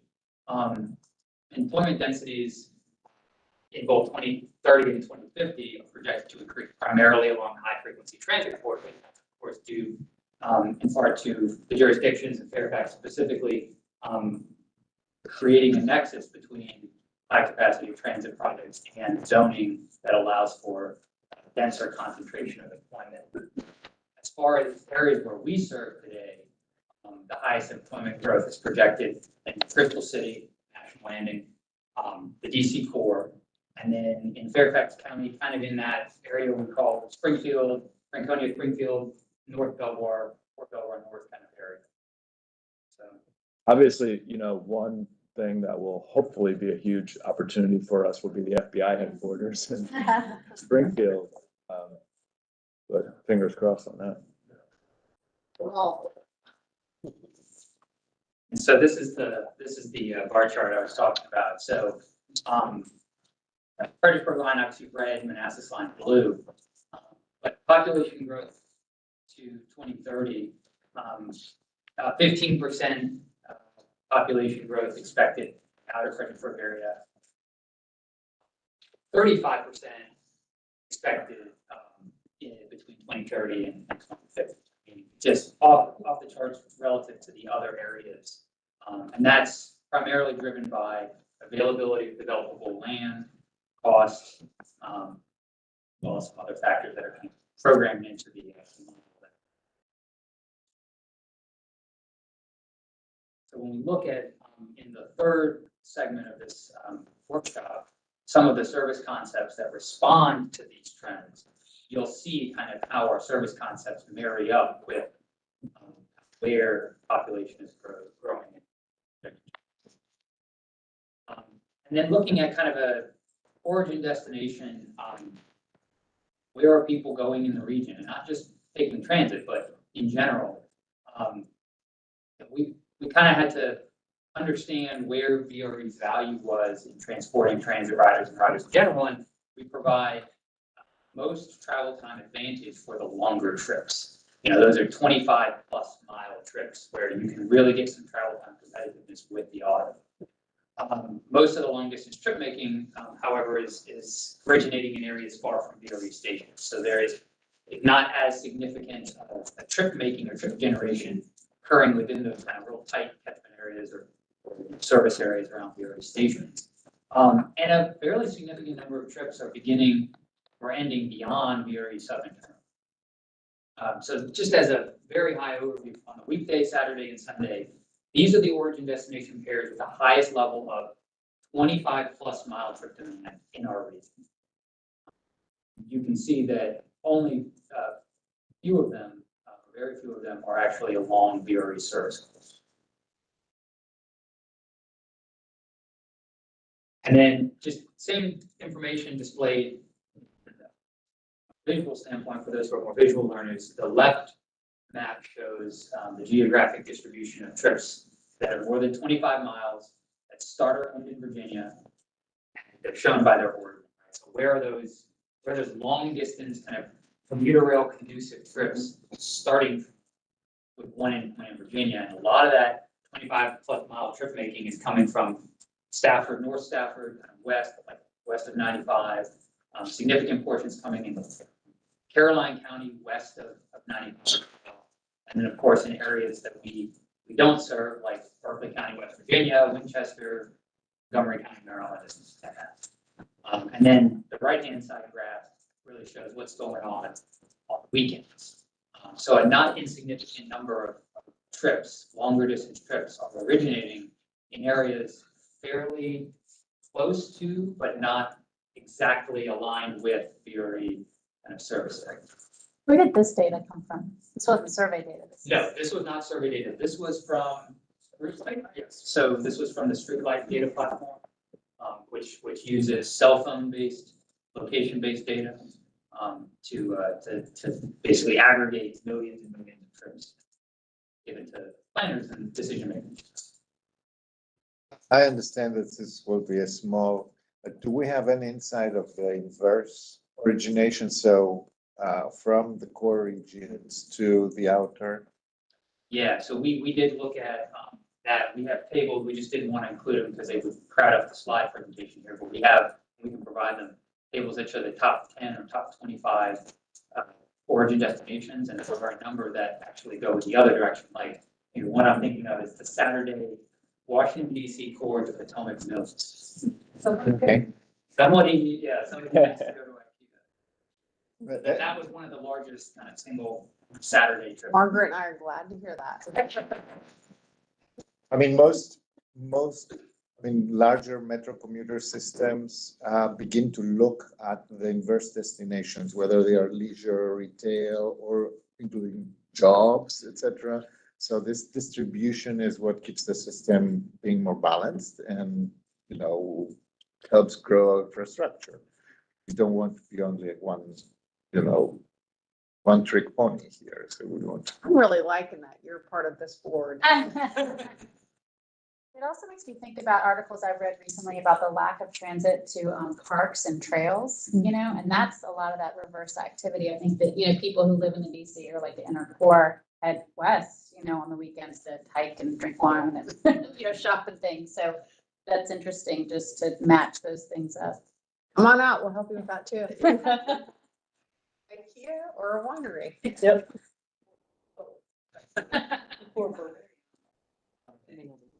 So just in summary, we noticed that obviously the severe drop and modest recovery trends that we showed on the previous graphs really are due to things like seasonal demand variability. You see how pre-pandemic ridership on all systems kind of ebbed and flowed, and that was just a response to vacation schedules, summer and winter vacation, as well as attrition from the workforce that we showed in the previous session, higher rates of telework and faster driving options. Generally speaking, though, we wanted to test this. Is our region a unicorn? And not as much, right? So recovery mirrors national transit trends, and VRE's recovery from a trend line perspective generally mirrors what's going on in the region. One of the other things that we've seen is that many of the travel markets along VRE corridors, they have relatively high demand, but they're not very competitive from a transit travel time. So there's an opportunity there if you can bring some of those folks who are making those trips straight into the system, provide them with a transit option that is competitive with other travel time. You could potentially start to provide a ridership there. And certainly this is the case for weekend, because with a lot of systems cutting their service on weekends, I like to use the analogy, imagine if your garage door opened once an hour, right? How would you get around the region? So, and we've also looked at kind of the nexus between folks in Virginia going to Maryland and back, and we found a very, very modest number of Maryland-bound trips originating on these corridors.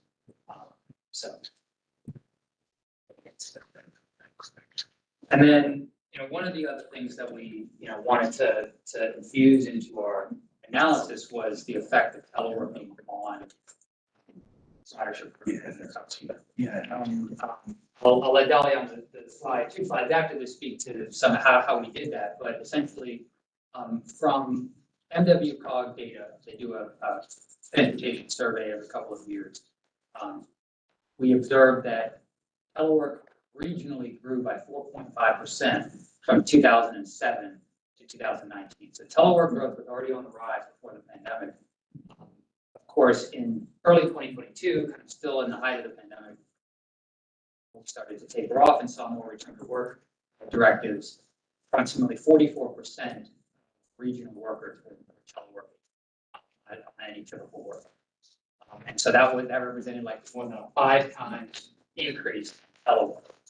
Now, we recognize that that's not sustainable, that rate will change, but we just wanted to present this as, telework was growing before the pandemic. There was a fairly significant, increase.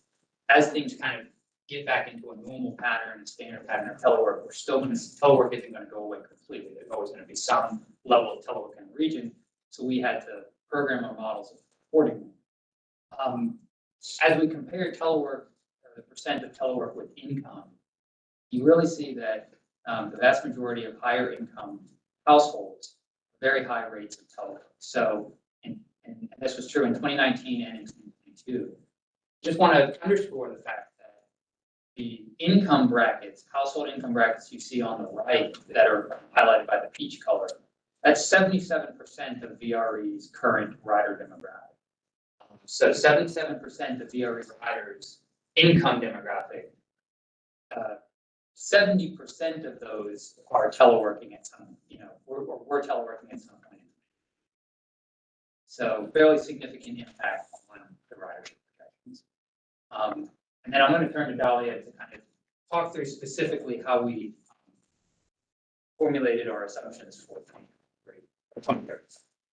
Fantastic. So I think building off of what you guys were talking about earlier, somebody was clearly reading ahead, is that we don't quite know what telework is going to look like into the future, right? We expect it to continue to evolve. We're not sure if this is the new normal, if there will be something else. So we actually looked at a range of potential telework assumptions building into those forecasts so that we could see what the variation might be.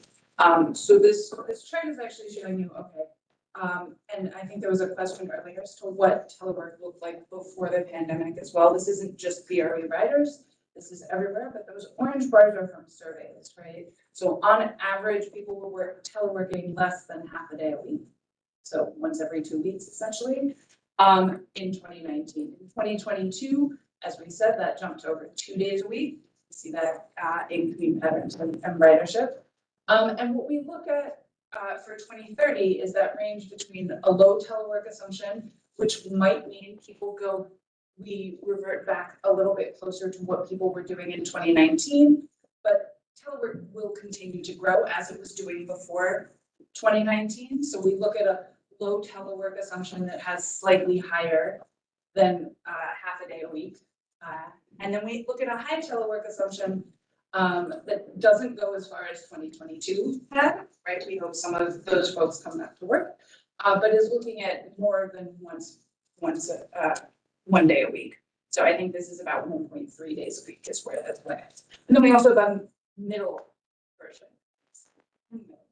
And so what this does is it'll give us, and you'll see all of this for all of our ridership forecasts for 2030, it gives us that high, medium, and low range so we can understand what I like to call the cone of uncertainty of where the ridership might fall in the future. I don't know if anyone had any specific questions about how we formed our high, medium, and low, because you'll start to see variation on a theme here. All of the projections, as Dahlia mentioned, are represented in a range, because we are not certain that the number will be exactly this. We have to present everything. How confident are you in that general range going forward? Fairly confident, actually. We don't believe it's likely, right? That high telework assumption represents slight increases in telework over what was already happening in 2019. We don't think it's likely that telework is going to increase. So we're fairly confident in the high. And the low is representing what was happening or close to what was happening in 2022. And we don't necessarily expect it to get worse. So somewhere in the middle is likely where we'll go. The further there's a lot of outstanding decisions, right? We mentioned the federal return to work, things like that, that could shrink the range and bring those things closer together. But I think we're fairly confident in the high end. And as decisions start to get made, we can shrink that low end closer. Thank you. So the data you've got here, is that average telework days for the entire region, or is that average telework days for your typical VRE rider? That is for the entire region. And I will say these are the averages for the entire region that we're showing, but we did stratify those based on that income data that Nick was showing earlier. So we have applied higher assumptions about telework for the higher income groups than for the lower income groups, just because of the type of work and those observed things. So that plays out in the membership data for VRE as well. Are there any factors that we control in that? I would say that the telework directives or the return to work directives are controlled.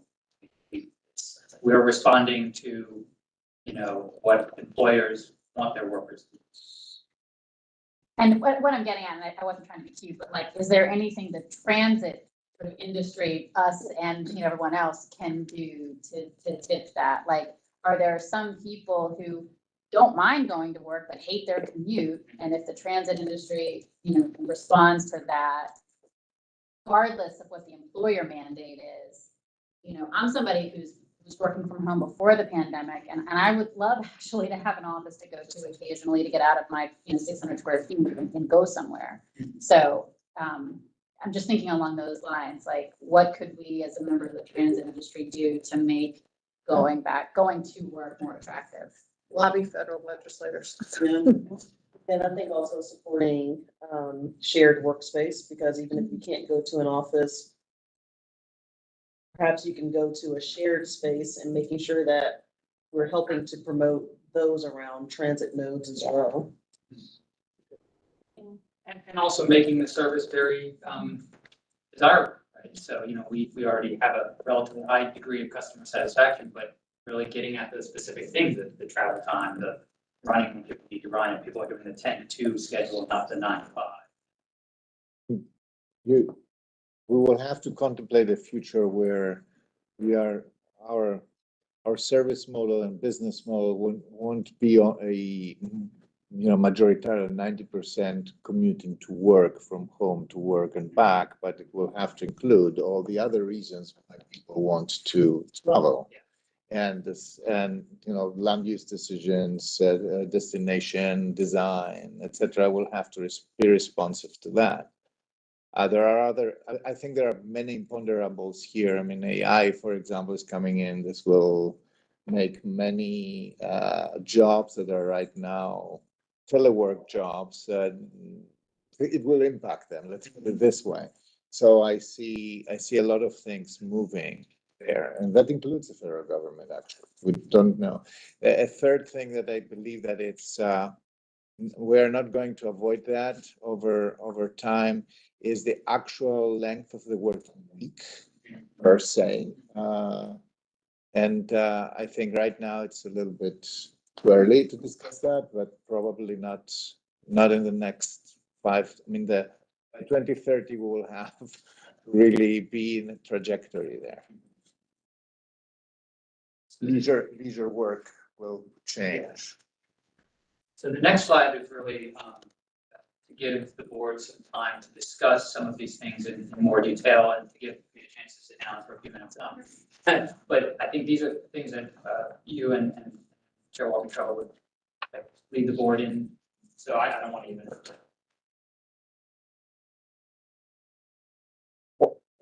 Or we can discuss anything you want. Yeah, why don't we, This was just- let's open it up just an and opportunity if in people case- have other questions or ideas based on that presentation.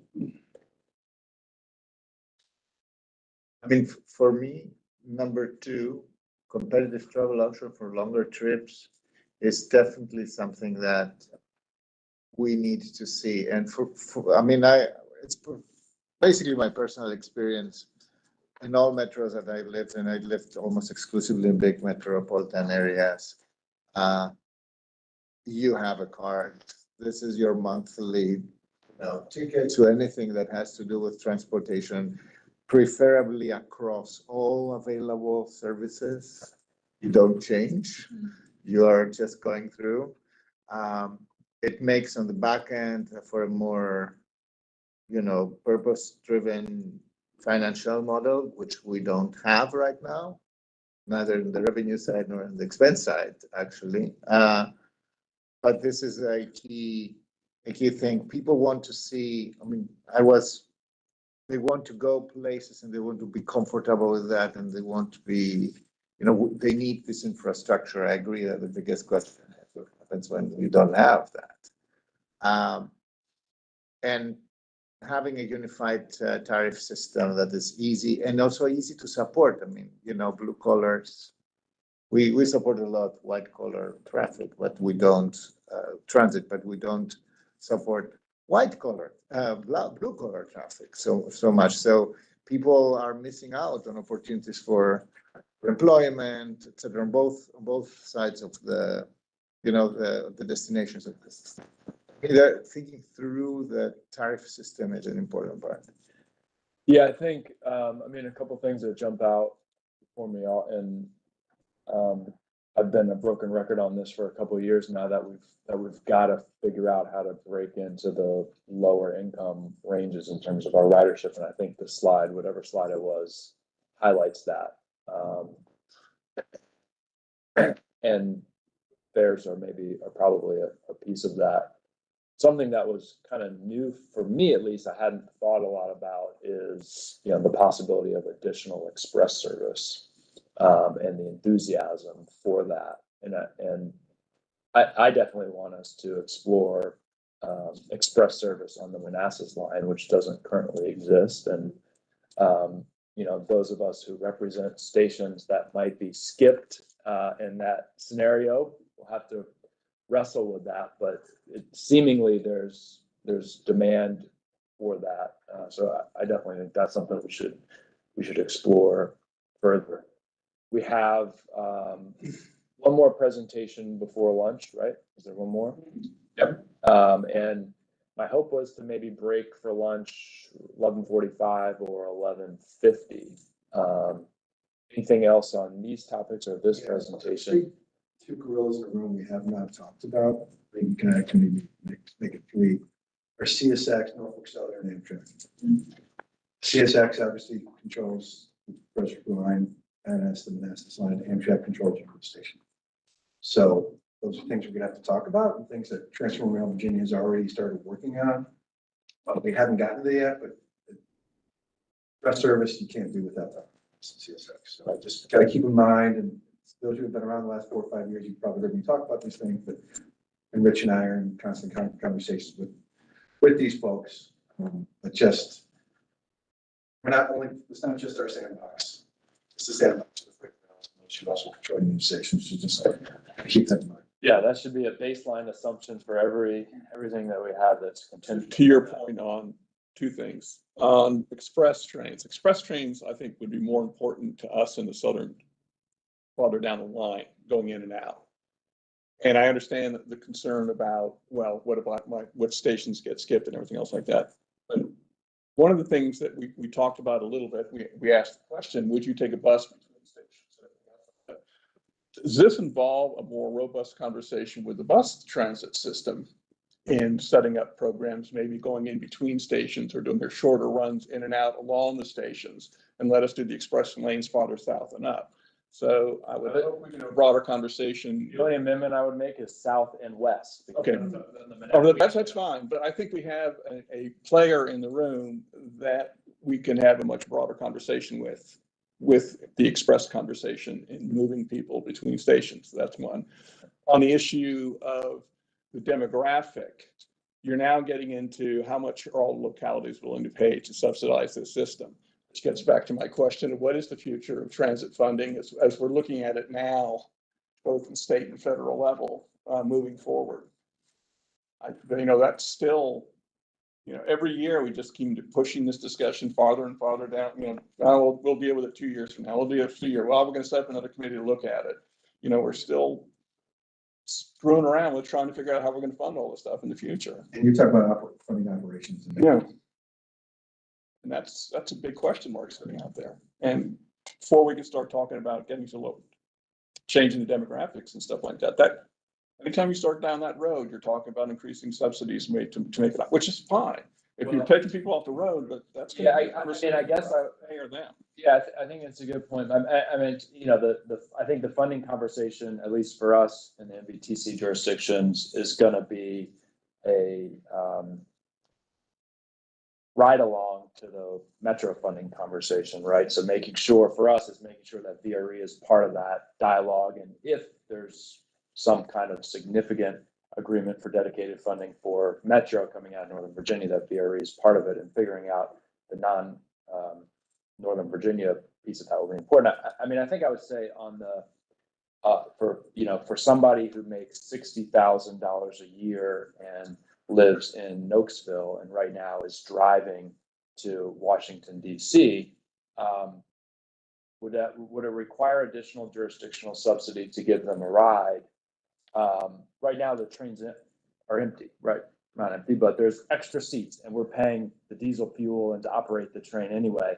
So I don't know that it's a net addition to accommodate that rider for a lower fare at this point. I don't know that there's a net cost to VRE between now and 2030 to put a rider in an empty seat on a train that's running anyway at a reduced fare. I think pre-pandemic, that might have been the dialogue when the trains were full.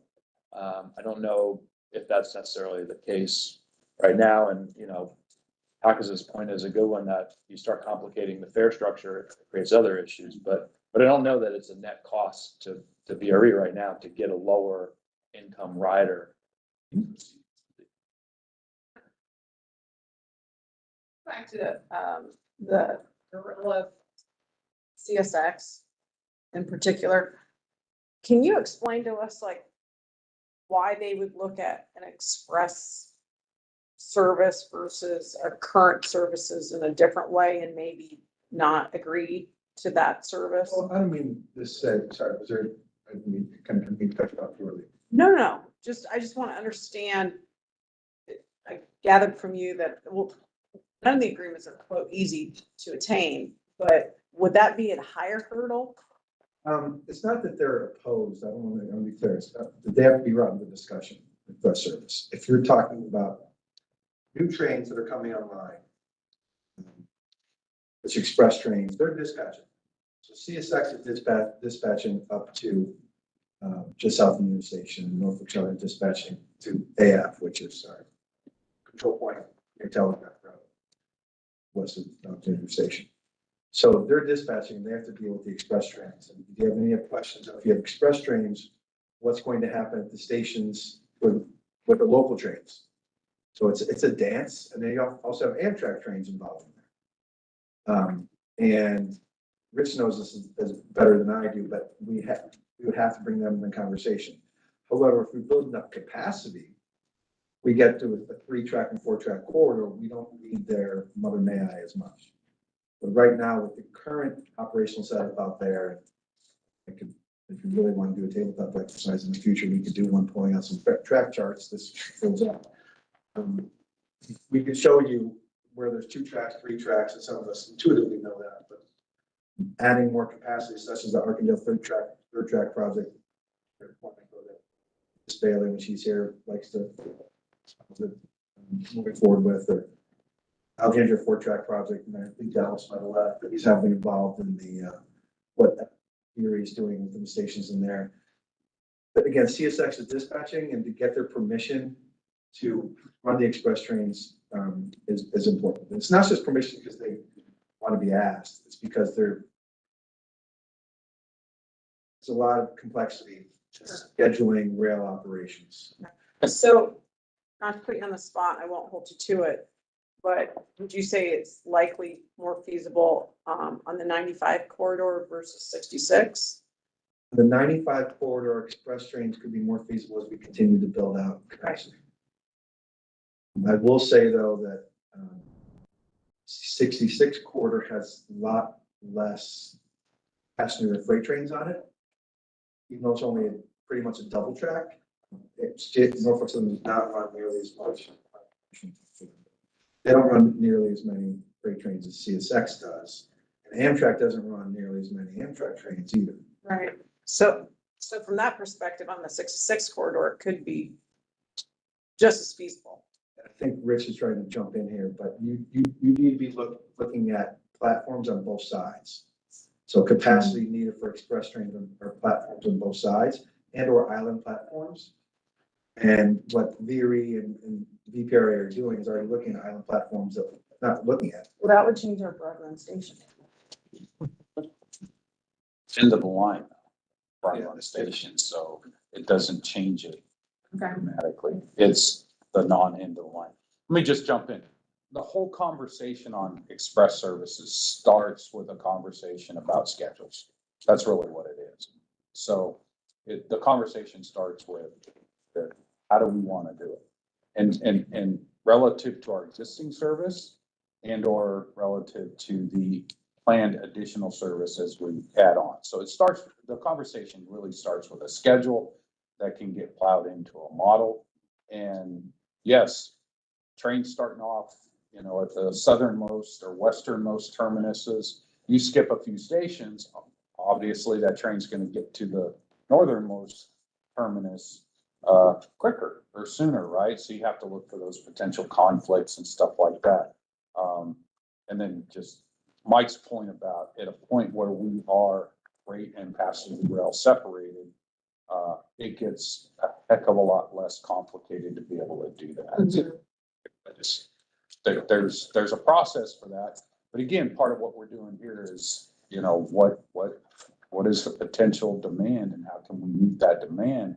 And if express service or considering some additional express services is the potential path, we have a process to basically engage all of those other stakeholders and stuff. And we do have experience doing that. Absolutely. With the 300 So train. anyway, I just wanted to there's a way forward. So that I have an idea of the orders of magnitude. Let's say from the deep blue areas of Stafford County, an express to DC, how much of an advantage of time advantage is that as a percentage? Is it 10% faster? Is it 15% faster? It could be in that 15, 20%, 25%. 20%, absolutely. Depends, again. Yeah, I know, with the distance it increases, but there is somewhere a sweet spot where your clientele is you serve a lot of people with that, and you calculate 20% or 15% times 20,000 of trips. This is that an important game. And that would be the part of that methodology. And I just want to point out too is that and I think it's been mentioned, is that the value to that, skipping traditional stops at this point, that's more valuable coming from the most southern stations, if you will. The closer in, say Woodbridge and North, skipping stations doesn't really affect those trains as much, I'll just say, from a estimate of travel time perspective, look at Amtrak service in both corridors and look at kind of the run times of Amtrak service, and that'll give you kind of a good sense for VRE train with running express, similarly to, but maybe not quite identical. That's about kind of the travel time savings you would get. Yeah, you about 15, 20 minute time savings, depending on other traffic in the area. From Fredericksburg to DC, Amtrak's about 15, 20 minutes faster than the VRE train. So it's 2 times a day. an hour, 20 minutes versus an hour, 35 minutes. So it's back and forth. It begins to add up. I mean, 2 trips, it begins to add up. So it's significant. Yeah. We're gonna do Matt, and then we'll go to the next presentation. We can continue this conversation after that. Based on all the conversations we've had, based on all that we've been shown here, we are basically looking at becoming more than a commuter rail system. I mean, that's a given. We're now talking not just express trains, we're now talking about afternoon trains, we're talking about reverse commute trains, we're talking about weekend service moving forward. So, you know, if that's the direction we're going, we've got a much broader and bigger conversation coming down the pike. And that would be, you know, with regards to CSX, is that going to be workable with them? Because again, that's where everything is showing us to go. It is not just express trains. It's a lot of different things, a lot more frequency on the lines and everything else like that. And I don't know when and how we start that conversation. That's one, if I can. Two, having just come back from Europe, and every time I go over to Europe, I'm astounded where they are in transit, where we are in transit. We are so far behind, it's not even funny. But to my earlier conversation about, you know, we are focused on trains. In Europe, they're focused on moving people. So I get one ticket to take my bus, that takes me to the train, that takes me to a trolley, that takes me to another bus, and it's all integrated. And I think part of this conversation in our moving forward is not just talking about trains, but also bringing in Bob and buses and other modes that can complement us in moving people. And so that is going to be a broader conversation moving forward too. We need to start looking at this in a more robust transit oriented, what our piece will be in cooperation with the buses and whatever else. Can we answer this question real quick? So I just want to remind everyone, somebody may know this, some others may not.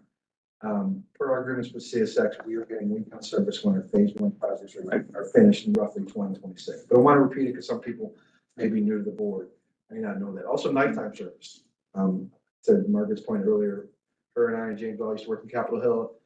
We didn't know the floor schedule. We didn't know what time it was going to end. And if you're relying on that 6:50 train, last one out, be $100 cab ride to get where you may be going. I'm aging myself, maybe Uber right now. But we have weekend service coming, but we have to finish our Alexandria 4-track or Franklin Norton 3rd track, Alexandria 4-track, Franklin Norton 3rd track, some siren projects. So they're open to it. And as Rich said, it's not scheduled. If we want to run an express service, I don't think they'll be opposed, but we got to make sure it fits with all the other services. And there's a key point, Mike. I understand they want us to do it. It's the issue is going to be frequency. How often can we do it and how many trains can we do it with? Right. That's going to be the kicker. Right. Okay, let's keep going. So 2030 ridership projection. So as you mentioned before, every ridership projection you're going to see is presented as a range, low, medium, high, as Dahlia mentioned. Obviously, the low end assumes that the telework rates are going to be elevated or continue to stay elevated, and the high end ridership range assumes that telework rates will get back to very close to, but not exactly 2019 levels. And obviously we've made some adjustments based on income, for our region. Same thing I just said, but just for the graphical or visual learners in the room. This is what constitutes the low ridership range. This is what constitutes the high ridership range. All of these percentages, telework percentages, just to remind everyone, come from MWCOG, Council of Governments State of the Commute Survey that they do every couple of years. And so this is what we're looking at for 2030. If we didn't do anything to our service between now and 2030, so we keep the same level of service, we run it the same way we do today to 2030. Our projected ridership, average daily ridership, would be between 18,490 and 13,290 by 2030. Can I make a quick, I might be stating the obvious here, but I'm assuming that these numbers also project population growth within the entire region. Yes, okay. Yes, it's all baked into the regional model. Okay, I was looking for it, yeah. Just want to make sure. So all of those assumptions that we went over earlier about land use growth and. Okay, that's all built into these. Included. Right, thank you. Okay. And sorry, so did our survey ask people if VRE didn't exist, how would you get to work? Okay, because that would be interesting to know, like, as we're arguing for our ongoing, existence to get to this point. If we don't, even at the lowest number, how do those 13,000 people get where they're going? Based on inferences from our rider surveys and the question we asked, when you don't ride VRE, how do you get to work or how do you travel? And the fact that the vast majority say private automobile, single occupancy, you could infer that that's probably how a large proportion of the. And so just to refamiliarize everyone with what we call in these series of presentations the TRV baseline service, right? So this is the level of service that's included in the comprehensive rail agreements that VRE is a part of with Passenger Rail Authority. Essentially, by 2030, by the Long Bridge opening date, the system as a whole would see 10 additional round trips from today's current 16 round trips to 26 round trips.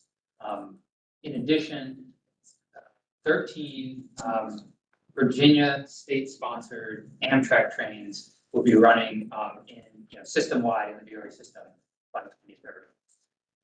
That 13 number does not include the long-distance trains, the ones that go to Florida and the Carolinas.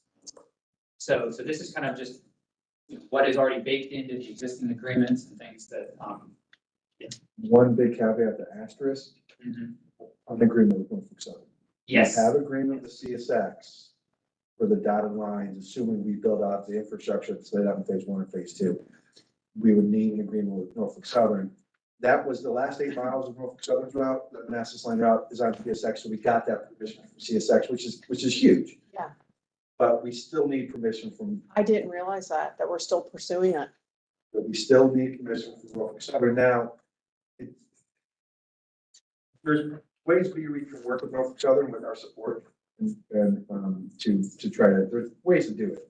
But I just want to be clear yet, that's why the asterisk is up by the way you're not. By the way, this is only looking at commuter service up to 2030. Only looking at Not looking at any changes in services we may be considering, reverse commute, weekend commute. No, but this is daily. Right, I understand. Weekend is included though in our agreement with CSX. Oh, I understand it is. I'm just trying to figure out if that's in this number. Yeah, so without getting into too much of the specifics of the 6.1 service schedule and all that, generally speaking, the TRV baseline service follows the same pattern. So this is your commuter service. That's your daily commuter, 3 weekend round trips, and 3 in, 3 out. Okay. What's the 2023 edition? Has that been decided? That would be the post-acquisition. So we received the ability to add post-acquisition trains, and once we completed the deal, but due to the VRE ridership and so on and so forth, I think the board collectively and we reselected not to start those trains. We did start some Amtrak trains post-acquisition, but there is an ability that it's come up during budget discussions to add another train. I think the timing of when that train runs is something we can discuss.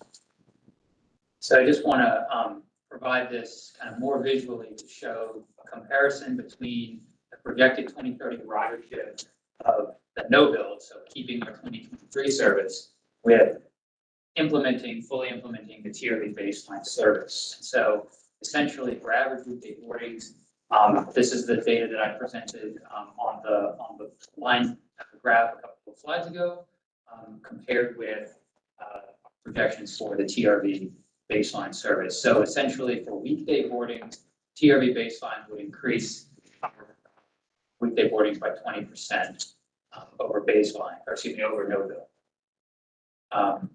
And then from a weekend service perspective, the 6 trains or 3 round trips on each line that Mr. McLaughlin mentioned that are programmed into the TRV baseline have the potential to add between 3,600 and 4,800 weekend riders system-wide.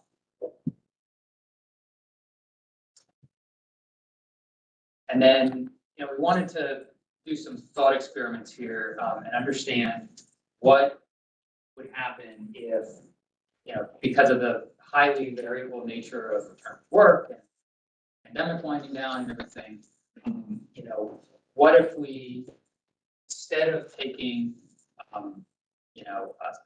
December of 2022 or January 2023 as the kind of end of data projection, what if we went all the way out to the most recently available 2023 VRE ridership data? And what would that do to the range that we presented as far as the low? And so essentially what it does is it raises the low end of the projection, does not raise or change the high or the median. So you'd likely see a cone of uncertainty narrow, become more precise as we use data that is more recent.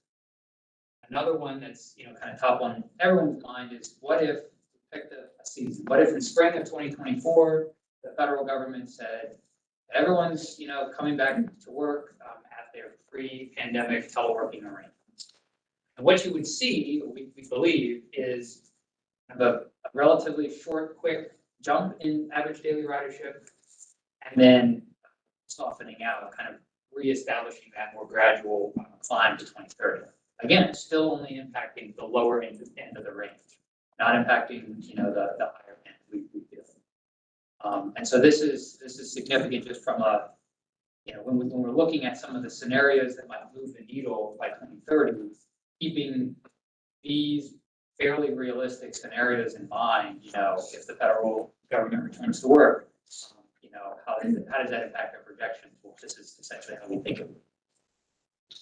Okay, I guess it's a little disconcerting looking at this is the amount of investment and time it's going to get to take all those slots, put all that operational cost, and we're still coming in a little bit lower than what we were pre-pandemic on the numbers. Another big one why we need to change the general outline dynamic of the whole operation. But that begs the question of I'm operating all those additional trains, all additional everything, gas and everything else like that, still looking at 18,490 riders. How are we going to pay for it?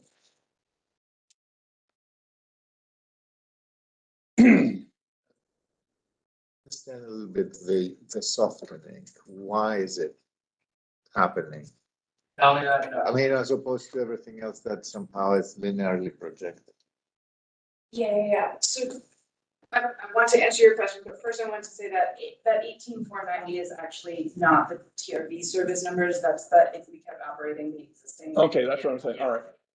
So just one clarification there, and then so the again, we don't know for certain. It's hard to predict with any certainty as what's going to happen. Oh, I just want to understand the underlying. Our expectation is right in over the 2030. We were looking at people returning to work, and there's been growth and things. If the big return happens early, then that growth of people coming into work softens, and you're dealing just with land use growth, new people coming in. So we would expect the jump, and then it would even out a little bit. But again, we're guessing. I understand. So it's just the dynamic of the jolt. Yes, when, right? You're changing some when. So in summary, just to wrap up this entire second session before we break for lunch, I'm sorry, before you do that, can I ask to Matt's point? So this, can you go back one? So this slide, what would those numbers be with the TRV 2030 baseline service? See, it says. That's what I thought that was included in that number. So you have a different graph that has those numbers off, which are actually the 20%. Right, the 13,290 is the right. Got it. Maintaining, right. Right. So this one here, it's just that on the high end, right? It's just about 20,000. Right. I think it was about 21. But what I'm saying is that's implementing what our current plan is. Yeah. And putting in all the additional trains that we talked about gets us back to the ridership we had pre-pandemic. That's what I was talking about, because we still have all those additional trains we're running, additional gas we're buying to maintain to a level. And the question still comes back to how do we pay for it? So, and so just so I'm understanding, and so this slide here, slide 48, this includes the TRV increases plus the ridership growth due to return to work and land use. Lighter blue is what we're calling the no load or the interesting injections. Not new. Okay, the lighter blue. Is that with all of the. It's a three. I got it, okay. I'm looking at the wrong one. I'm looking at the Saturday, okay, average weekday.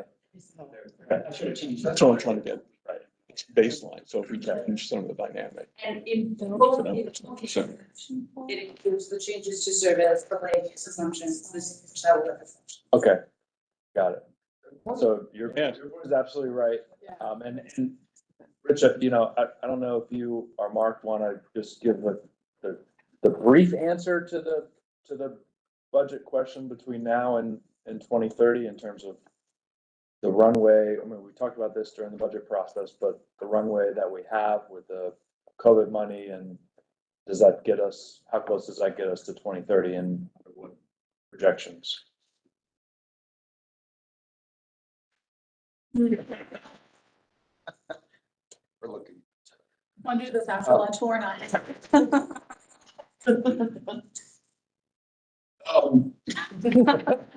do great. Or more. I'll be honest, I don't really want to bring the COVID money into this discussion. I mean, I think the COVID money is there to help us to continue to get through the next however many years while we're recovering. If we're going to do the TRV investments, it's got to be off of the sustainable revenues. Sure. I think, you know, even if you think back to sort of pre-pandemic. But Matt's question, I think, was operating, you know, in terms of operating. Yeah, so I was just going to touch on that in a very sort of qualitative way. I mean, I think if you think back to how we were supporting the operations pre-pandemic, the mix of rider revenue and state money and local jurisdiction money, that's not going to like scale up proportionally as we add more service necessarily. You know, we're not going to keep the same percentages. I think we've done it actually. Made a good long-term change with VRE now getting the dedicated percentage of the mass transit fund and things like that. But that's going to be sort of what it is for a while. Great if we get back to where we were in terms of, you know, half the budget coming out of the passenger fares, but we're certainly a ways from getting to that. And I think just if you think about introducing new transit in general, as you're adding new service, if your service planners are any good at their jobs, you were doing the better service before, right? So you're probably not going to get incrementally as many riders per dollar that you're investing as you did before. So that mix of operating money is going to have to change as you add the service. I don't have exactly the answer yet of how we're going to do that. We're going to have to look to partners, look to ways to maybe run the service a little differently. Shouldn't have the answer quite yet. Can I go back to Matt? I like to go back and forth these things during board meetings before and after as well. The assumption was made, so that shows the possible high over 20,000 with the added tier B service. Right. The headline says average weekday boardings. Remember, the TRV is also going to bring weekend. So you're bringing more than 20,000. That's weekday boardings. You are getting the benefit of weekend. 36 to 4, right? Right. And also, what can I ask you about? I mean, I don't want to do much on the red hole. Oh, it's when you want to get eat lunch. Every time someone's done radish investments for us, I'd say Amtrak, because Virginia Pest Rail also, we pay for the Amtrak service in Virginia that they supported. Actually, has always exceeded and continues to exceed what. So I just want to point that out. I just want to point out too, I'm not saying the sky is falling. I'm not saying, oh, I can't afford it. I'm just saying, how are we gonna? You know, again, I don't. And by the way, she does say that, but not today. I just want to point out that with all the new TRV capacity and distance of service, we're getting more than that small increment. We're getting that late night and weekends, yes. Better predictability, because again, as Rich mentioned earlier, the more track you have, more predictability you have because you're not intermixing. No, this is the argument for express service. This is the argument for more reverse service. This is the argument for midday service and everything else. I understand that. It's just that it is going to be a big factor in what we can. You also gotta remember, this is being recorded, some people could take this, you're only getting this many more rides for TRV, the bigger picture is everything. Oh, I understand. You get it, bigger picture is everything that we've laid out, so, yeah. Okay, so the quickest version of my methodology that I can do, and you guys can tell me how much more you want, is we use a version of the MWCOG TPV regional travel demand model, building off of land use forecast both in a COG region and in a tempo region, to calculate growth in transit ridership. We have validated this model specifically for VRE ridership. Anyone wants to talk to me more about that, I'm happy to go into it. But if you do, happy to talk more about that. Thank you. Let's go to the what we learned slide. I'm sorry I interrupted you. No worries. Yeah, so as I mentioned before, the managed lanes, some of the capacity improvements on the highways, have definitely offered a more competitive option, to take transit. Many people switched to driving during the pandemic, because it was faster. Basically they've been slow to return.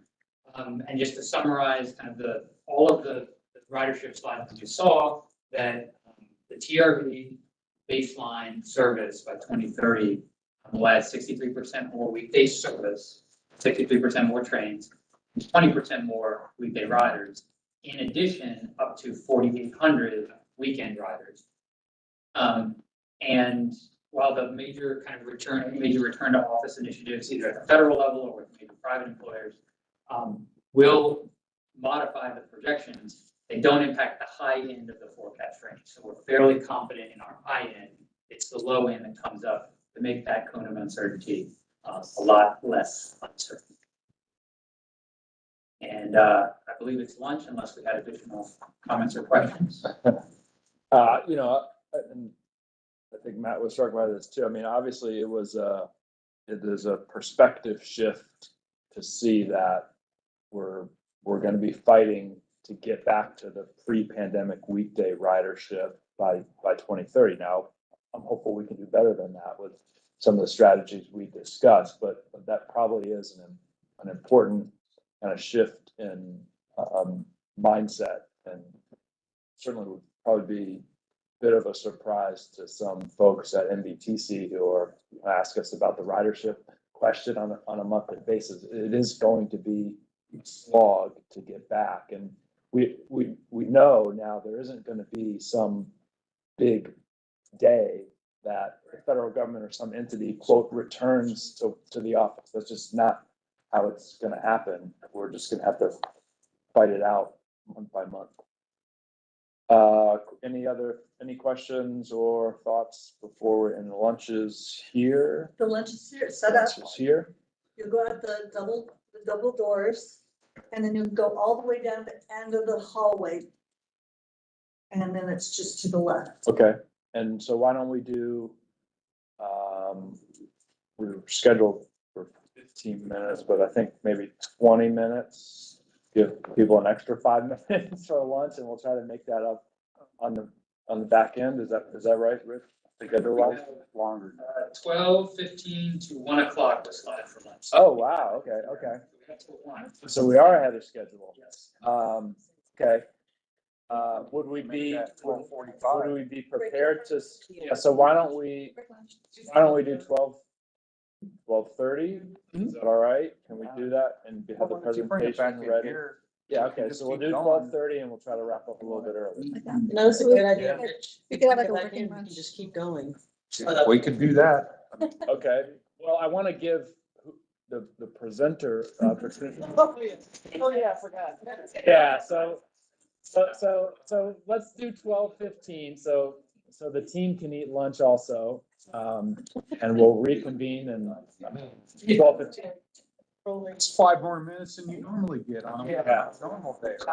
That's on. Sure. Yeah. Sorry. That's all.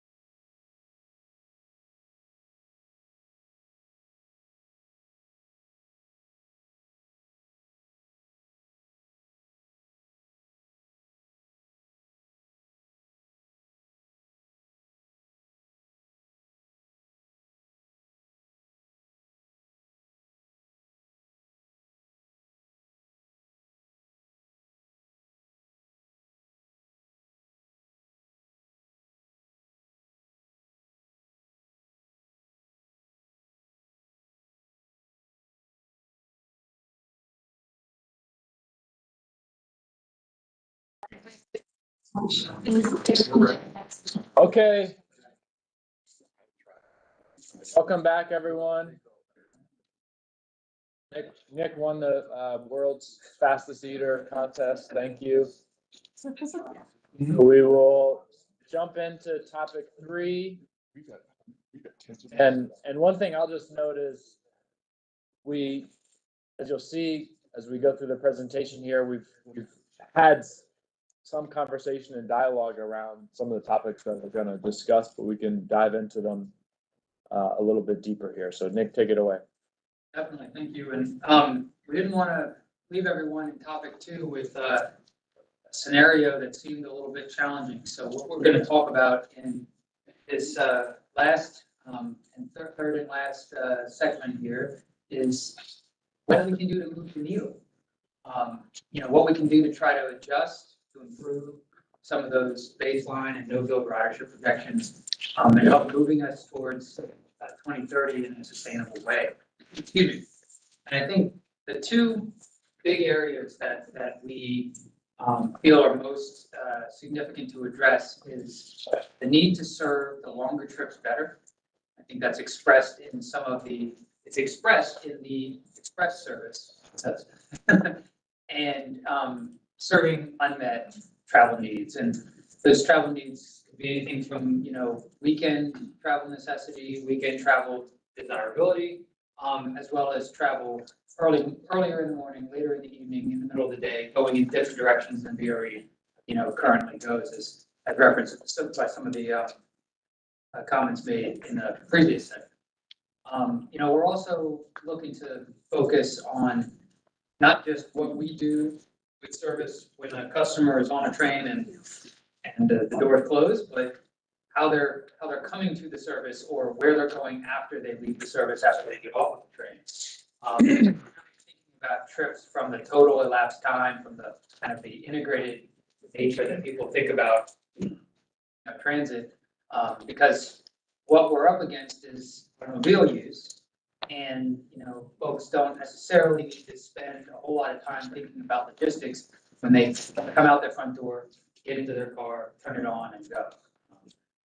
So I want to underscore too, because we touched on it in the second section, but all the 2030 scenarios that we're going to present in the next couple of minutes really were developed with this core question in mind. And that's, how do the transformational investment that Transforming Maryland, Virginia provides to best meet the needs of regional travelers and jurisdiction partners?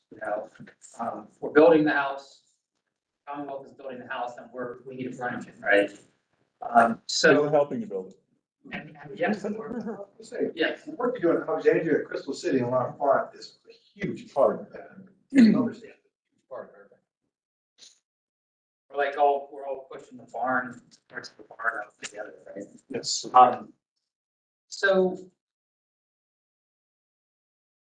let's run out of batteries. Thank you. I have to say, we planned for that. John, this one's our. We didn't plan for this. That's not the plan. Let me see if it works now. See, now it's like jumping way ahead. Well, let me go back. There we go. All right. Now I got both of you kicking. Perfect. He's got it? Okay. So more specifically, what we've done and what we've had the team assist us in doing is propose modifications to the existing Transforming Maryland, Virginia baseline schedule, still respecting the total capacity limitation, the total number of trains that was included in the Transforming Maryland, Virginia agreements of 26 daily round trips by 2030.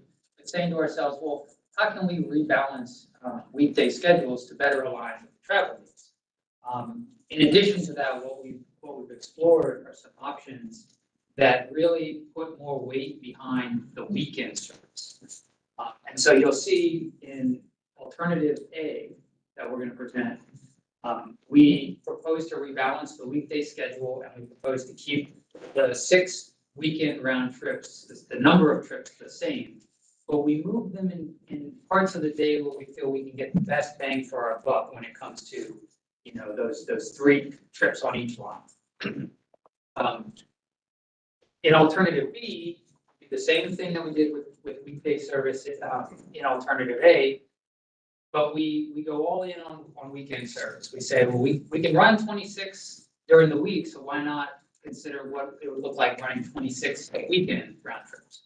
And I'll show you in more detail how that splits between lines. Then alternative C, again, same thing going on the weekday. But we say, well, let's see what would it look like if we just backed off by 50%. So let's do half the total weekend round trips in alternative B.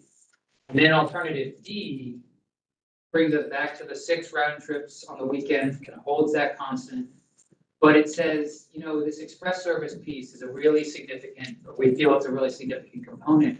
What if we, with each additional frequency, so those 10 additional round trips between 16 and 26 round trips, right? Those 26 or those 10 additional round trips. Let's see what would it look like if all of those were express rates. Go all in on express service. What would that do to our cost? And what would that do to our ridership?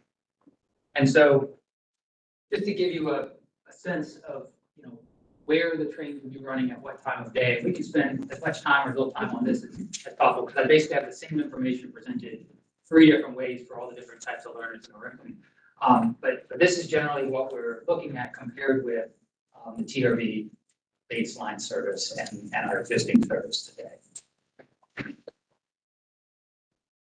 And so, you know, same information summarized another day. I mean, the general concepts are this, that we need to start thinking about running a longer span of service. So service is operating, is active at, you know, more hours of the day. All these alternatives do still respect that there is going to be a peak nature of VRE demand. There still will be some level of rush hour, if you want to call it that, even in 2030. And so we did not look at any alternatives that completely abandon the kind of peak, more frequent service in the AM and PM. Obviously, with stopping patterns, we've explored you know, local service, and then when we add express, we're adding, you know, outer zone express service. And, you know, also taking a look at Amtrak stopping patterns too. Obviously, we as VRE don't directly control, you know, where and when Amtrak stops, but looking at how we can work with Amtrak to provide complementary express service in the corridors. And so, you know, this would be kind of first toe dip in the water of bidirectionality, you know, recognizing that with 26 round trips, you still don't have the level of frequency to really get a full bidirectional service. I think more so on the weekend you do, because what we propose, for example, in the most intense weekend alternative is an hourly weekend service. And so you're efficiently running equipment back and forth. But on the weekday, you're still kind of, most of the trains are going up and most of the trains are back in the morning and the evening. One of the things we've tried to look at too, because, you know, over the years, there's been discussion about park monthly service or VRE monthly service. Say, okay, well, with 26 daily trains, it's very difficult to, you know, to achieve that by 2030, especially with the capacity constraints and other constraints that we have. But hey, what if we could do a simulated or a synthetic run-through service by providing really good time transfers at Union Station? And so what we've determined is that about a quarter to a third of the weekday arrivals and departures into Union Station would be able to link up with an existing Penn line, or a Penn line, that's the line that goes up to Baltimore, you know, basically link up with one of their departures. And then, you know, we are still assuming that for all the frequencies that you see here, these would be operated by VRE with VRE equipment. Amtrak providing supplemental service through their own concepts.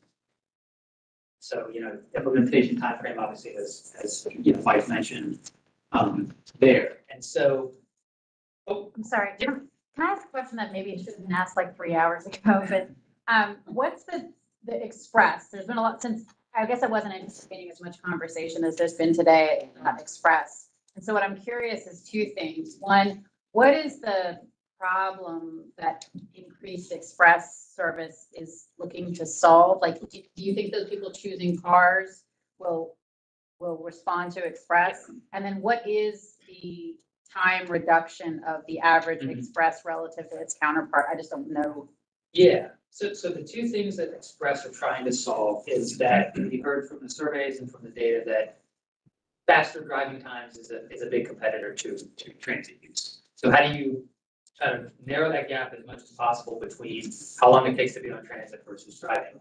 The second thing is, as we're specifically going to talk about outer zone express, that's the recognition that regions in, Southern Stafford, Fredericksburg, Spotsylvania, and Western Prince William County growing at a much faster rate than jurisdictions inside the Beltway as well as, the interjurisdictions. And so addressing that, like, there literally might be more demand in the future.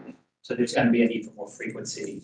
And for those riders, stopping at every station, that makes it time non-competitive. So. And how much time are we saving them with an express train are we proposed to? So I would look at the run times of Amtrak trains that are currently operating, and I can't remember the exact travel time savings that are in our operations model, but it's very similar to the existing Amtrak. An hour 20 from Fredericksburg to DC roughly on Amtrak. And VRE, hour and a half. Is that accurate? Yeah, probably between 10 and 20 minutes. Hour and 32 minutes. So depends on the train, because you might have. I was gonna say, Yeah. So you have. It's scheduling. Is this scheduled? Right. It's scheduled. Yeah. Probably worth noting also in response to this discussion that we looked closely at the recent historical trends, and not surprisingly, or maybe a little surprising to us, was the fact that those longer trips have been the ones to return faster. quickly, post, and to stay more active, more riders have been doing those longer VRE, shorter one where it's sort of maybe have more options or slower to come back. So. Yeah. I'll just add to that, and out of those trains, and of course, we only have one limited express train northbound on the Fredericksburg line, but that has been the train that has recovered the most, right? That's the highest ridership. And it departs out of Spotsylvania Station at 4:57 in the morning. So just imagine the opportunity for those that don't like to get up that early. They're going to the Pentagon like that. Yep, that's, yep. Crystal City and LaFont. That is the one that has come back to. Yes. Yes. There's all kinds of people out there. God bless them. I know. It's good not- That's the one, a lot of our staff that work. Oh, yeah. I'm sorry to disrupt your flow, but. Excellent question. I think, this schematic really highlights, the specifics of what we're talking about here. On your left, you've got our current service as we run today, with obviously the exception that train 300, that one first train on the Fredericksburg line that runs express. And there are two trains on the Manassas line that have to run express, not out of some market demand, but literally because we don't have the platform capacity to stop those trains when they're reverse flowing back to DC. It's all, a matter of capacity. So what we're looking at with all of our scenarios here for weekday service is running local service, just as we would, pre-pandemic or today. But then having some outer zone experience. So when we talk about outer zone, we're talking about the last 3 stops on the Manassas line would be served by express train. Last 3 stops on the Fredericksburg line. And then one additional element on the Fredericksburg line that we've programmed in is an additional midway stop at Quantico and one at Franconia. And you ask yourself, well, why is that? Quantico is actually one of the few destinations that isn't within our core inside the Beltway, Alexandria, DC, service. And I believe we see, what is it, about 5 to 7% of our Fredericksburg line, or is it the total system that actually alights in Quantico in the morning? On the northbound of the Fredericksburg line, yeah. A lot of people getting off at Quantico. We just had to put in an additional amount of bike racks there because people get off our trains, grab a bike and go wherever they're going. Base there. And if you look at where the traffic is, I mean, 20 years ago, the traffic was not in Aquia, Courthouse Road, Quantico area. Now that's where a lot of the travel congestion is on 95 in the morning and in the afternoon. And so we felt by giving those folks, more options to get to employment centers at Quantico, and also for the county population, because they're essentially landlocked with the base, and so providing them more transportation options, especially for the folks who don't have a D-base card, because you can't get on base, you can't go to the town of Quantico unless you've got a card to get to the base. So Quantico's in there for that reason. Also, we've got a beautiful new station that's almost complete at Quantico, with 3 platform edges, 3 tracks. And so we see the nexus between bigger systems where you've got tons more frequency and intercity rail and commuter rail operating. You've got places where folks who are taking longer trips outside the region can take the first leg of the trip on commuter rail, get off at a station, transfer over to a longer distance train, and continue their journey. So imagine in 2030, somebody who lives around Leland but wants to go to New York City, for the weekend or whatever. They hop up to Quantico, go across the platform, wait a few minutes. Here comes an Amtrak train a little bit later, and off they go. And so just starting to think about this in terms of a system, a regional system.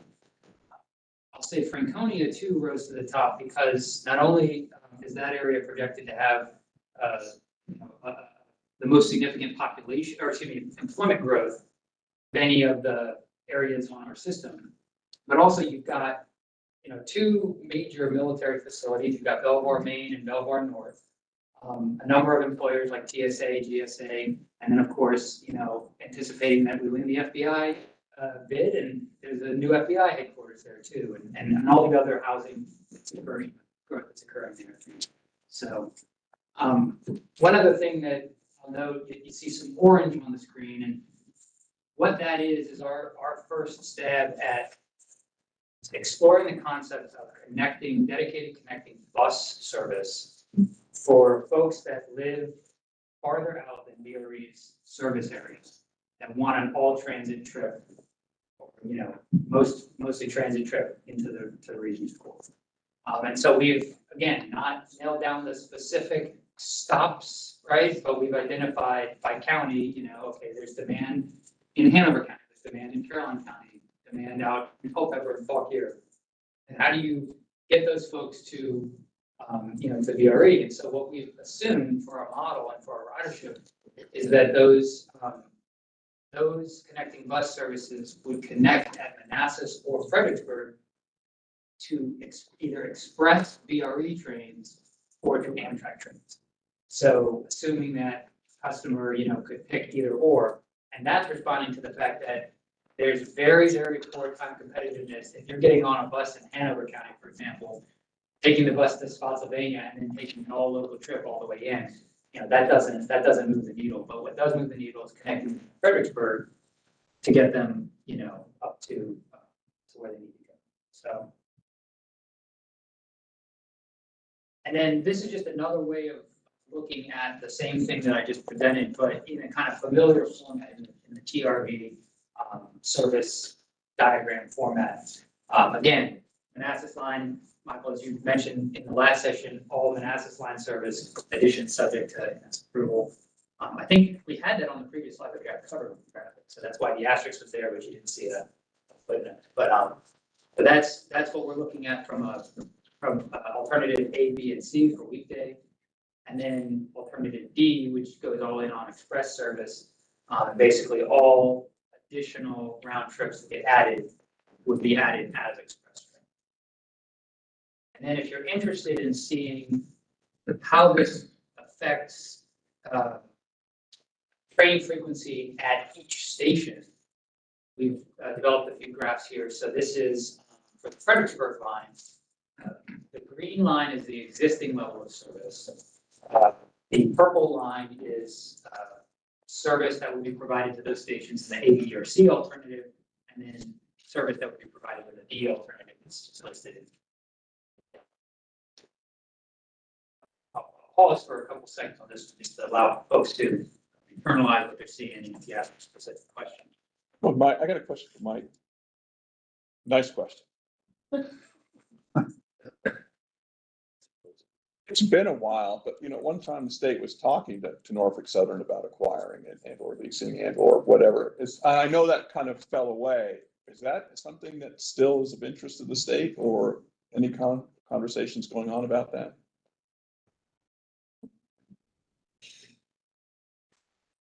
I might just ask some questions I shouldn't have asked. No, it's okay. We did talk about with some of you all, years. Yeah. Couple years ago. I think we collectively have to try to figure out what VRE's plans are. That's a big equation into what the state makes. Does that make sense? Yes. All right. Yeah. In the context of, they just kind of went away after a while. And it was just wondering if any type of, that was still. And it did go away for any nefarious reason. If there's a fun story, or I'd say, let's talk afterwards, but there's nothing like that. It just, I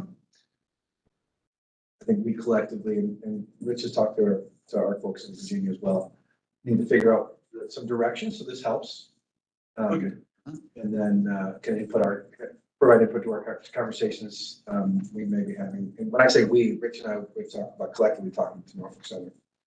Thank you.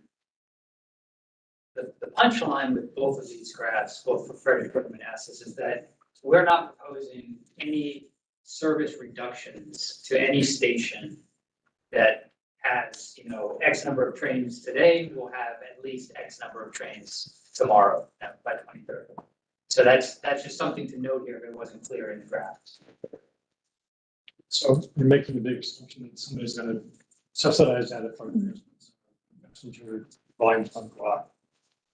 You put that into what you're saying.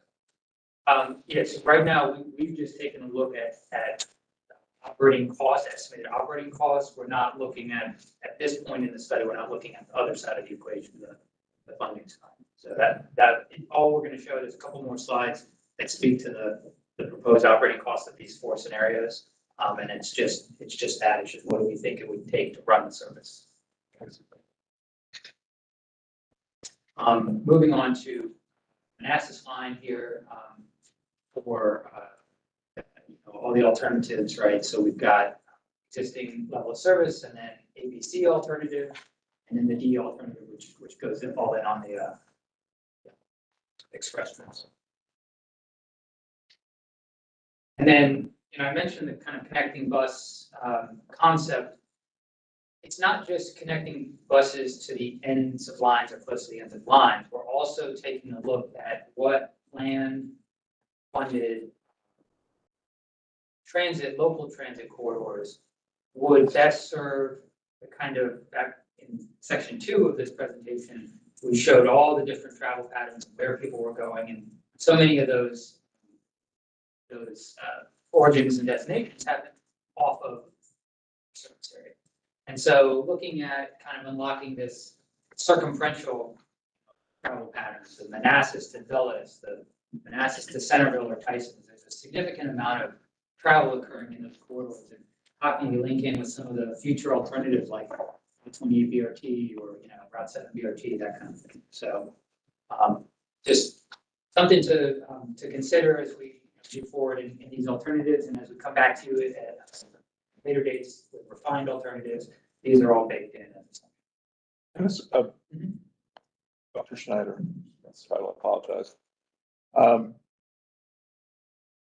Know this, seeing I serve on both boards, but how coordinated is OmniRide, well, the bus system with VRE? I mean, I know we help out when there's problems and stuff like that, but are there more robust opportunities to work with VRE? All of our local routes are timed off of VRE connection. Okay. So for example, our Woodbridge route that terminates there, the frequencies are set to the VRE. So it's accessing locally to get onto VRE or the reverse. Someone coming riding VRE, right, you come up We have employees that work in this building that ride VRE, Woodbridge Station, they ride for services in this building. And so that's, so we coordinate there. Where we struggle, quite frankly, is then if you try to then hire services in with Alexandria, well, then Alexandria is, if you move to tie with them, then we only have to move VRE. So it's hard to connect both top and bottom. Usually we can take care of working with VRE very closely. And though we do time in with Metro for Metro Express service, because we do a lot of timing and getting people into where they need to go and then accessing other services. Is there anything you think you're doing up and beyond that, or you think we're at where we should be? I think right now we're where we should be, because we're trying to figure out how all these things fit. We just dialed back services to match budgets. We can have about the same ratio of MPCs going into DC as we had pre-pandemic. So that's what we're trying to build back to there. Then the next question is, okay, as ridership returns, what pockets are we missing? Like, we know for a fact we have a gap 166 between the University Corridor, Haymarket, Gainesville, et cetera, to Fairfax. So we know we're not delivering to Fairfax, but the challenge there is there the volume of robust service to get people off when they get off the vehicle in Fairfax, they get around. So examples, the Mosaic District and just some of the business complexes around there. We're also having a challenge along the double spool. Everything is so spread out so far apart.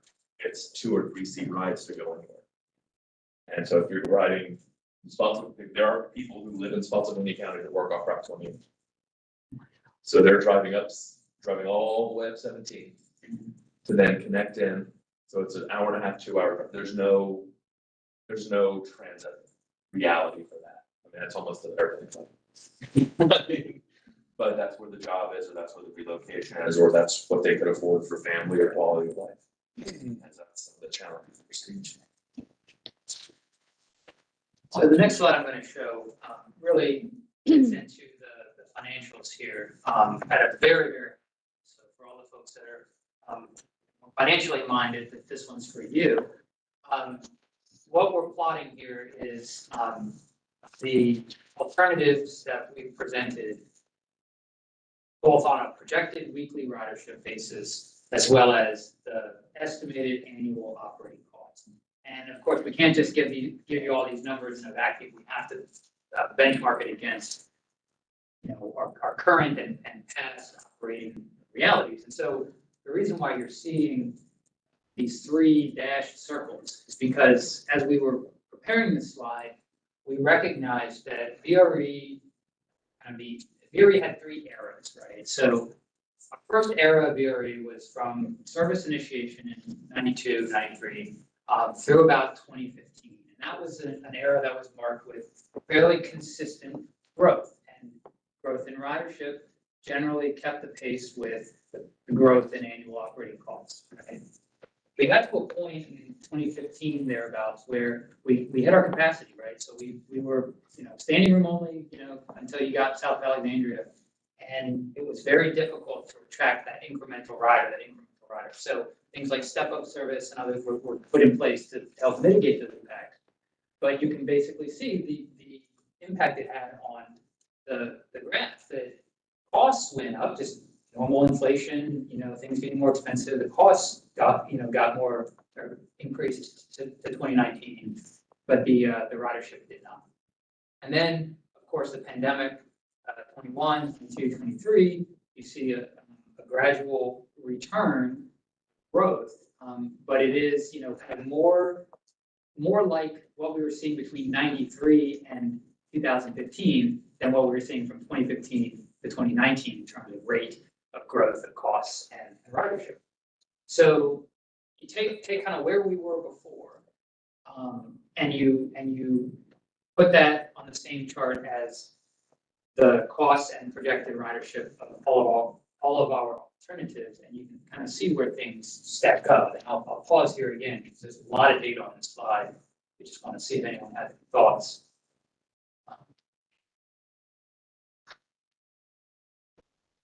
Not having A, B, and C in front of me at the same time as this chart, why is B so much more expensive?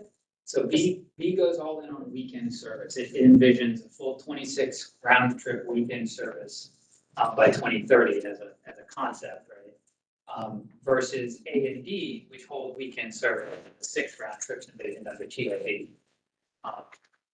And you'll notice that, you know, D actually, if you can see where D is in relation to the TRV baseline, it's actually a slightly lower cost. And the reason for that is when you start to add more express trains, you know, you start to be able to cycle trains more efficiently. There's less revenue hours that a train is out on the line. There's less time that conductors are spending, you know, clocked in, that kind of thing. And so we saw a very, very, very modest reduction in the overall cost from either alternative A or TRV baseline. Very, very modest, but there was a slight difference there.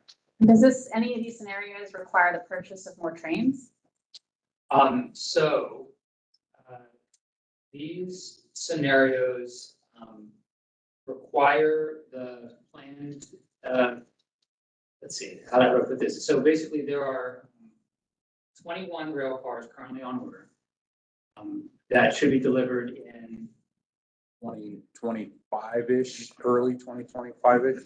So that includes those 21 rail cars as well as the 40 some from CIG, the application, Well, basically 3 train sets. yeah, essentially 3 additional train sets worth of train cars beyond that. And so that's kind of our assumption for, and I don't have the exact number. Right now, we run 100 train cars. We have 100 train cars in our fleet. I'm not sure that exact number. To run the TRV baseline service based on the currently adopted schedule, and it's reflected in our CIP if you look at the locomotive and equipment, it requires an additional 7 locomotives and an additional, I think it's 48 trailers and cab cars to operate that TRV baseline service, the frequencies and the patterns of service with that. So you can use that as kind of a point of comparison with the other alternatives. We haven't done a detailed fleet requirements breakdown yet for A, B, C, and D, but that gives you an order of magnitude of what we're talking about, at least for TRV baseline and how it would compare to the other alternatives. And just keep in mind too, that with weekend service, because we're only contemplating any of these alternatives up to the weekday level of service, there's no additional train cars needed to run the weekend service. It's a question that maybe it could have asked at any point in the day. What does, for all of the modeling, what does it assume in terms of fares? Or is that not a consideration? Does it assume just kind of our normal historical rate of increase for fares? And did we model any different fare structures or reduced fares? And can you model the impact of ridership on a different fare structure? So currently, all the forecasting we've done has assumed that it's the current fare structure, but that it grows with inflation over time. We can look at different fare structures. I will caution that particularly with your ridership, because they tend to be high income, that because they tend to have full federal government credit subsidy, they're not hugely sensitive to changes in fares, but that's not true for some of the other markets who might be trying to look at. So it is something we can look at. Yeah, I mean, I personally think that is important to explore further. And I think what you've said is absolutely right and historically has been our perspective. However, our reduced fare experiments, for lack of a better term, in recent years seem to indicate that there is a market out there and we actually reduce fares and increase revenue. Now, how broad is that? You know, how many riders can be added that way? I don't know, but I do think that is one piece that's missing here, even in terms of the opening slide of how can we move the needle. That's the only piece that we don't seem to have explored that I think we need to. And I think we'll be able to put a much finer point on that with guidance from the board on a specific scenario that we want to advance further down the analysis, path. Okay. Can I build on that also, just from some jurisdictional perspective, 'cause it's gonna be a little bit of a discussion, especially if you're looking down to 2030, when the gas tax revenues continue to go in the toilet. We're committed to the 15 million off the top to go to C-Rock. So some of the jurisdictions in here are now looking at going into general fund revenues to make this work. If you're looking at 2030, I'm specifically thinking about the city of Fredericksburg, which is a bit of a discussion we would have to have. So it would be nice also to look at the impact. If we continue the normal alternating. Right. Right. So you're saying also look at the subsidies in addition to the fares. Yeah. So, not just, cost is just, one element here, the other side of the graph here are the ridership projections. So, this really gets at what we thought, based on our pre-established low, medium, high ranges, our alternative A, B, and C. Now, remember, those are identical weekday service levels. What that could get us in terms of riderships by 30. So the high end of the range, about 21,570, low end about 1620 for daily ridership. And then, compared with the no bill, you're looking at, a similar story to Transforming Maryland, Virginia baseline. This just kind of gives you the comparison. And then on weekends, alternative D. Sorry. So alternative D then shifts that projection up a little bit. And again, that's in recognition that those faster trips provided by the additional express service, it moves the needle a little bit. It's not a considerable change, but it's a change in a positive direction there with the weekend service. And then this is just another graphical comparison of the same data. Show the difference between doing nothing by 2030 and implementing alternative B by 2030. Now, specifically for Saturday, and this is where things really get interesting, is excuse me, our projections for average Saturday boardings with both alternatives A and D are between 2,000 and a little less than 3,000 average daily Saturday boardings. For alternative B, that's the 26 round trips, roughly hourly headways on the weekends. You're looking at over 8,000 average daily Saturday riders with that alternative, and then about 4,500 on the high end for alternative C. Now that drops the weekend service levels back by 1% to only 13 round trips system-wide. And so you can start to see kind of the trend here is that the weekend service really has the potential to move the needle in a more significant way for ridership for any of the alternatives, but specifically for alternative B and alternative C. And this is just a comparison with Sunday here. So slightly less, we saw about a 20% reduction, 20% reduction in expected demand on Sundays, but that's still 8%. So, and just before I go to the in-summer slide, I just want to pause again and see if anyone has any thoughts or questions about the weekend forecasts. Yeah, go ahead. Are weekend fares going to be the same as weekday? Is that what you're projecting? So I guess for the model, yes, but that's just to get a model answer. We haven't really gotten into more detail on the specific fare policies. That's something we would do kind of after we've coalesced around one alternative that you all feel is best for us to continue to analyze. It does seem like, given the conversation about the group penalty and or bonus, that the weekend is really the primary place to think about that sort of group ticketing structure. But hearing how the choices people make. Maybe this isn't the place for this question, but I think I already know the answer. But I'm curious. I know in Alexandria we have a water taxi, and there's an obsession with the water taxi at Nationals games. Mm-hmm. We don't have it right now because DC doesn't slip for us. Anyway, I'm curious. Is it simply too complicated since we're just spitballing and creative ideas? Is it simply too complicated because of CSX or and everybody else's schedules to structure a train, a weekend train or a certain train around like Commanders games or around Nationals games, sort of a, a Sunday, not a matinee, an afternoon game train, that kind of thing? So we do, I mean, if you really got into the details of the assumed departure times that we've got that built this model, right? Yeah. We do assume on the weekends some fairly late southbound trains that are leaving the DC Core, fairly late in the evening. And with that recognition that there's a market for folks who have come into the district for entertainment and sports that want to go out. And so, but again, the specifics of when those trains would run, that gets back to the scheduling thing, the kind of implementation. So we know we want to do it, then does it run at 10? Does it run at 10:03? Does it, that gets back to the scheduling thing.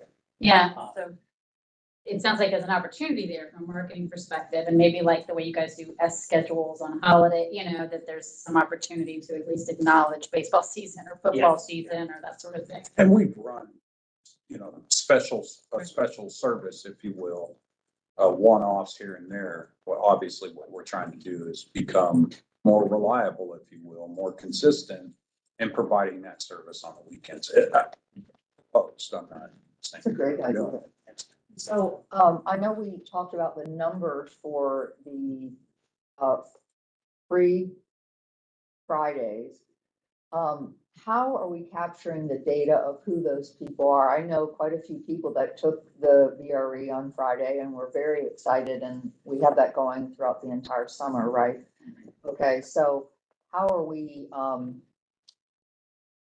are we gonna be capturing anything about them? Just, we're gonna go out with some survey information, Okay. similar to what we did during free fair September.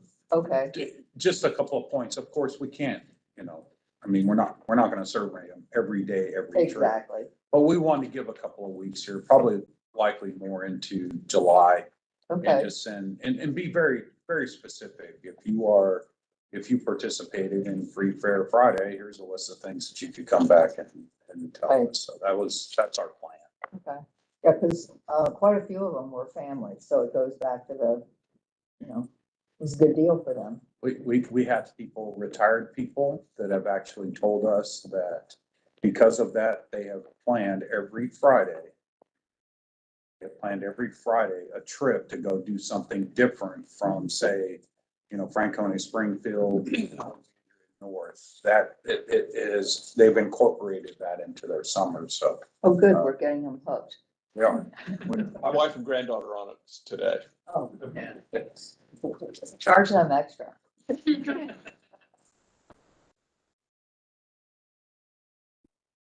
So, in summary, obviously the telework assumptions, we'll continue to have, and I feel like I've said this a few times throughout the presentation, but we need to make sure that we're all aware that, they will have a significant impact on the ridership forecast. The range of potential ridership scenarios by 2030, or that range is going to remain wide until we know more, until we get more data. But on the flip side of that, the data shows that holding service to 2023 levels, or even the TRV baseline level, will make returning to pre-pandemic ridership levels a challenge by the end of the decade. TRV baseline is going to generate a pretty considerable ridership increase at 20% over the no build, which is a huge benefit to the system.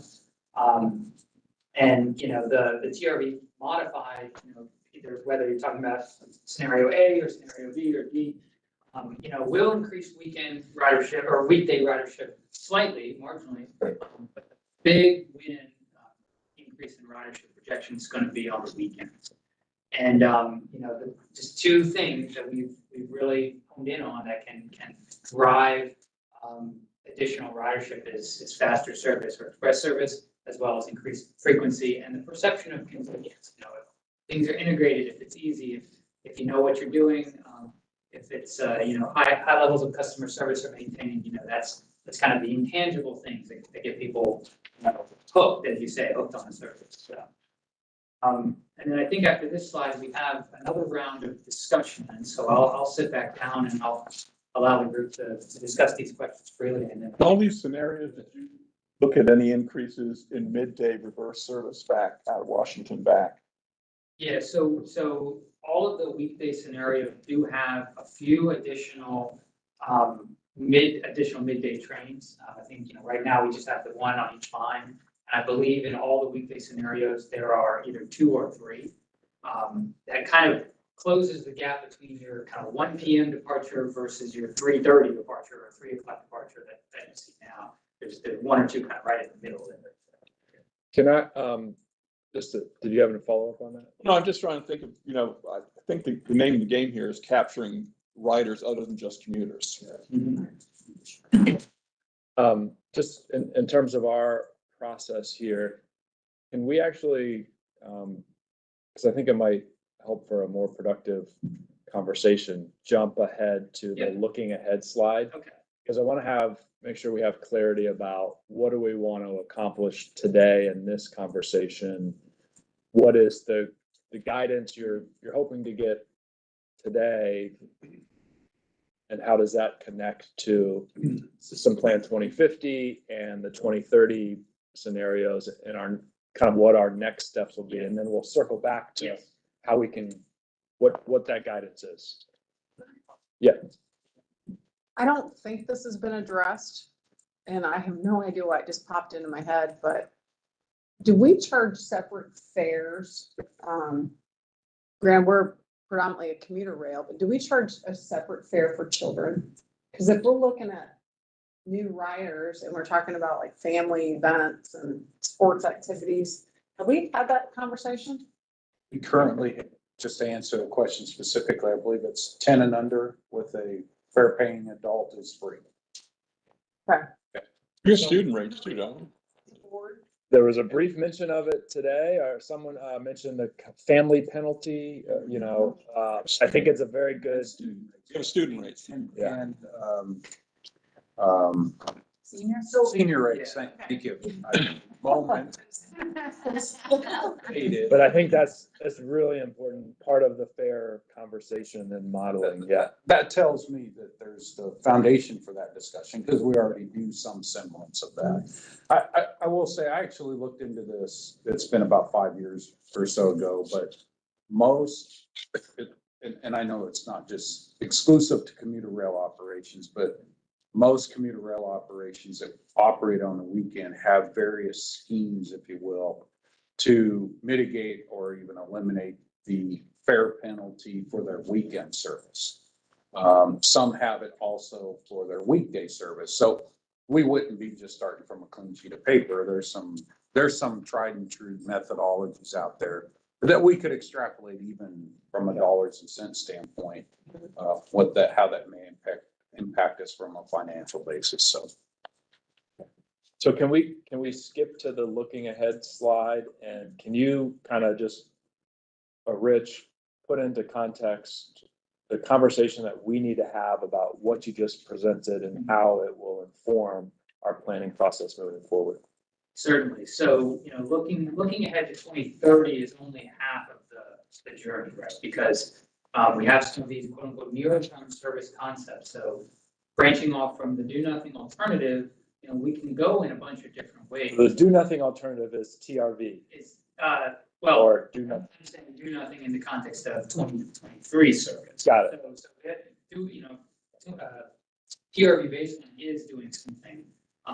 It's doing something fairly significant. It's adding 63% more trains. But then even farther off than that, one of these weekday or one of these weekend alternatives. And then just to be clear with everyone, that we've set them up in a way so that if there's more buy-in for one concept on the weekday and buy-in for a different concept on the weekend, they can be mixed in that. And so it's not like, well, we need to know, is it A, B, C, or D? We've got some flexibility there, but this is just 2030, and I'm actually going to call Jason up here to talk a little bit more about what we're thinking, how we can meld this discussion into 50 service scenarios, because it is a 2050 plan. Yeah, I think you asked the great question of what we like out of the discussion today, and I think we're looking for a bit of which of these directions, these sort of 23rd service policy directions hold the most promise, both as a lead into the kinds of investments longer term beyond 2030 that you're looking to support based on what we've learned, what you've discussed in the past. Also, there's a potential in the nearer term to experiment with a couple of these ideas to see what yield they gain, to do some targeted measuring.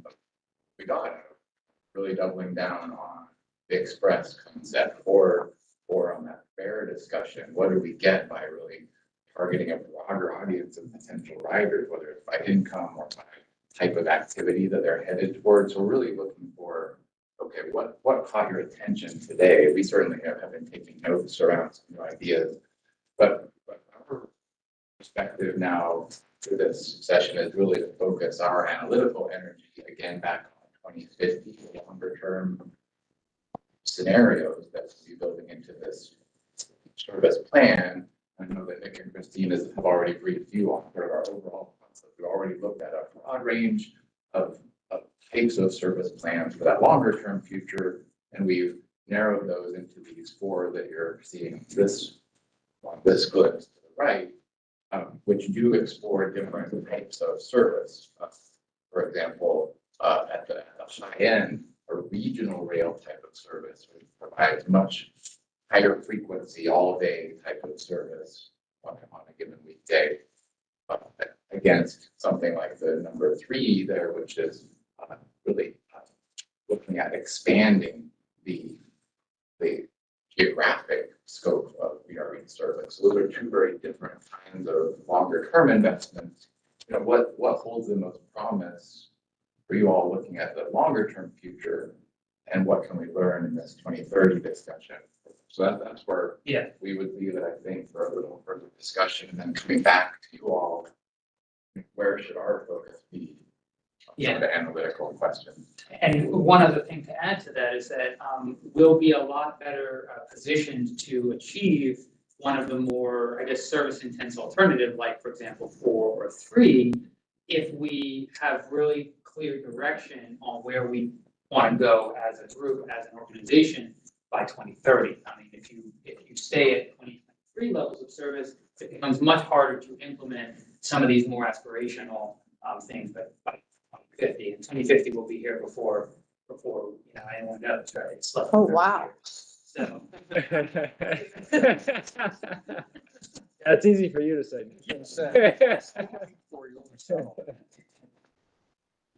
So just, the final slide, and we'll circle back to the open discussion.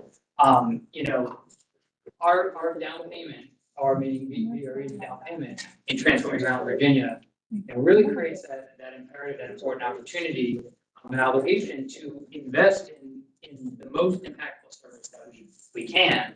We bought the house, now we need to furnish it. And your all's recommendations is how do we proceed towards 2030 will really be key, and is what we're looking for, what we're looking to come out of the session today. And then, as was mentioned, there's opportunities for an hour or 2 in the fall to really discuss in more detail the analysis that we've done on the selected alternative today, as well as some of the discussion of some of the 2050 alternatives. So it is your hope that we today will reach some kind of a consensus as to our preferred alternative or combination of preferred alternatives, so you can prepare for potential work session of the board in the fall. I agree with the chair on that. You can concur. I can concur.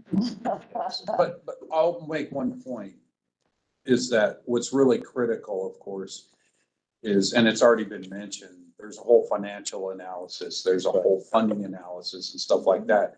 And from a prudent fiscal management standpoint, having it narrowed down so we can take those next steps is the most effective use of our resources. If we were to model all of these different ideas and everything like that, I feel it just would not be the best use of our resources. So that's why we're doing it this way, okay? And so I'm understanding A, B, C, D. A, B, and C are all the same for weekdays? Got it. Okay, they just have varying levels of weekend service. D, and they all, A, B, and C, they include some express service. That's correct. D just includes a lot more express service. Okay, so we have varying levels of express service and varying levels of weekend service to choose from, essentially. Is that right? Yes. Okay. Okay, well, why don't we open it up? I won't start by saying what I think. So listen, ask questions and share what you all think. Matt? I'm not gonna go A, B, C, D. I do want to see us obviously do the weekend service. I don't think we need to start full bore on it. I think that's gonna be something we're gonna work into anyway. It's gonna be a lot of building. And I want to clear, this is one piece of a larger discussion, fares, costs, and other things. Working with our other transit partners and putting this all together. But I think we need that. I think the reverse commute option, and depending on when you do it, can attract new riders to the train. I do think express service is going to be critically important. I didn't mean to be Mr. Downer on some of the comments I made today, because one of the things I do realize that we do need to make this successful. I think we can make it successful.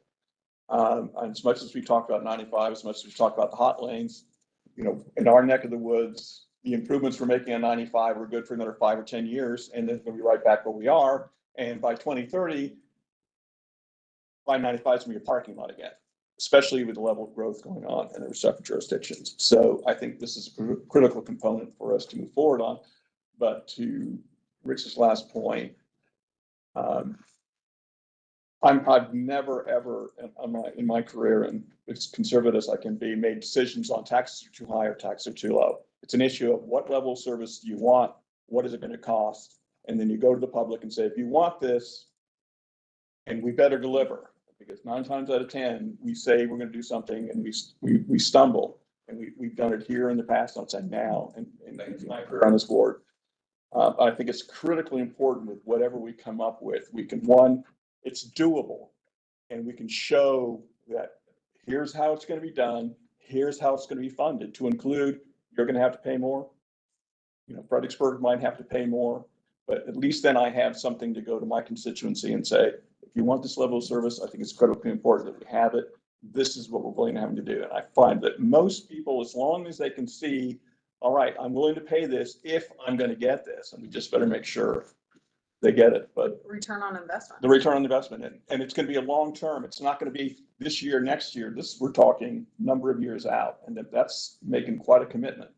And that's what's got to come out of this. But it's got to be doable. We've got to be able to show it. So you took all the words right out of my mouth. I mean, obviously I support, reverse, express, weekend service, all of that, but I think it comes down to what can we actually afford to do?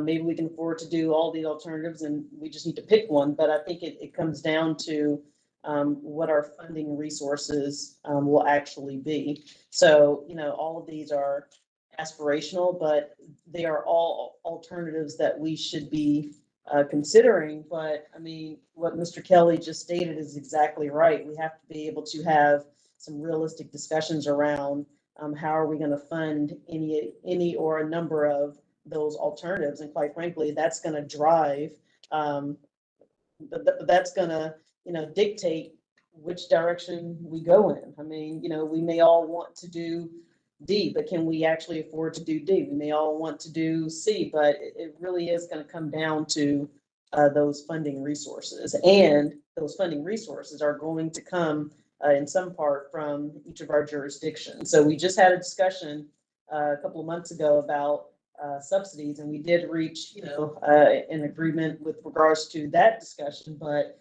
you're essentially talking about re-upping that discussion in some sense, perhaps, unless we can find funding elsewhere. But we know how these funding discussions usually turn out. So I agree. I am optimistic about the future of VRE and looking at some of these alternatives and obtaining more riders, particularly with our weekend service. I think that's something that's much needed. But we also have to have some realistic discussions again around funding. The alternative A is 6 weekend round trip trains, and the TRV baseline is how many? It's six. 6. Yeah. Okay, so A is TRV just rebalanced with Express. Well, no, so there's a little bit more of a nuance too, because in TRV, the 3 round trips on each line all occur in early morning. And so what we've done with all of these alternatives for weekend is we've changed the assumed departure times. We have kind of 1 in the morning, 1 in the middle of the day, 1 in the afternoon, northbound, and then, they're reverse going southbound to kind of respond, to the recognition that there's a much smaller market of before 9 a.m. northbound into DC weekend. Yeah. Okay. Well, I think as a board, we've made the decision that we can only kind of grow our way out of this problem, out of the challenge that we're facing, because the TRV baseline is growth, and we all, I think, and not to speak for everyone, but I think as a board, we remain committed to that. So what we're being presented is additional growth of the service and some tweaks in terms of how it grows in these different alternatives. I think, from my perspective, given that both the weekend service and the express service are going to be new, I'm a little bit hesitant to commit to any of the alternatives that really dive into them head first, like 26 weekend trains, because we're basing it on the projections, as brilliant as they are.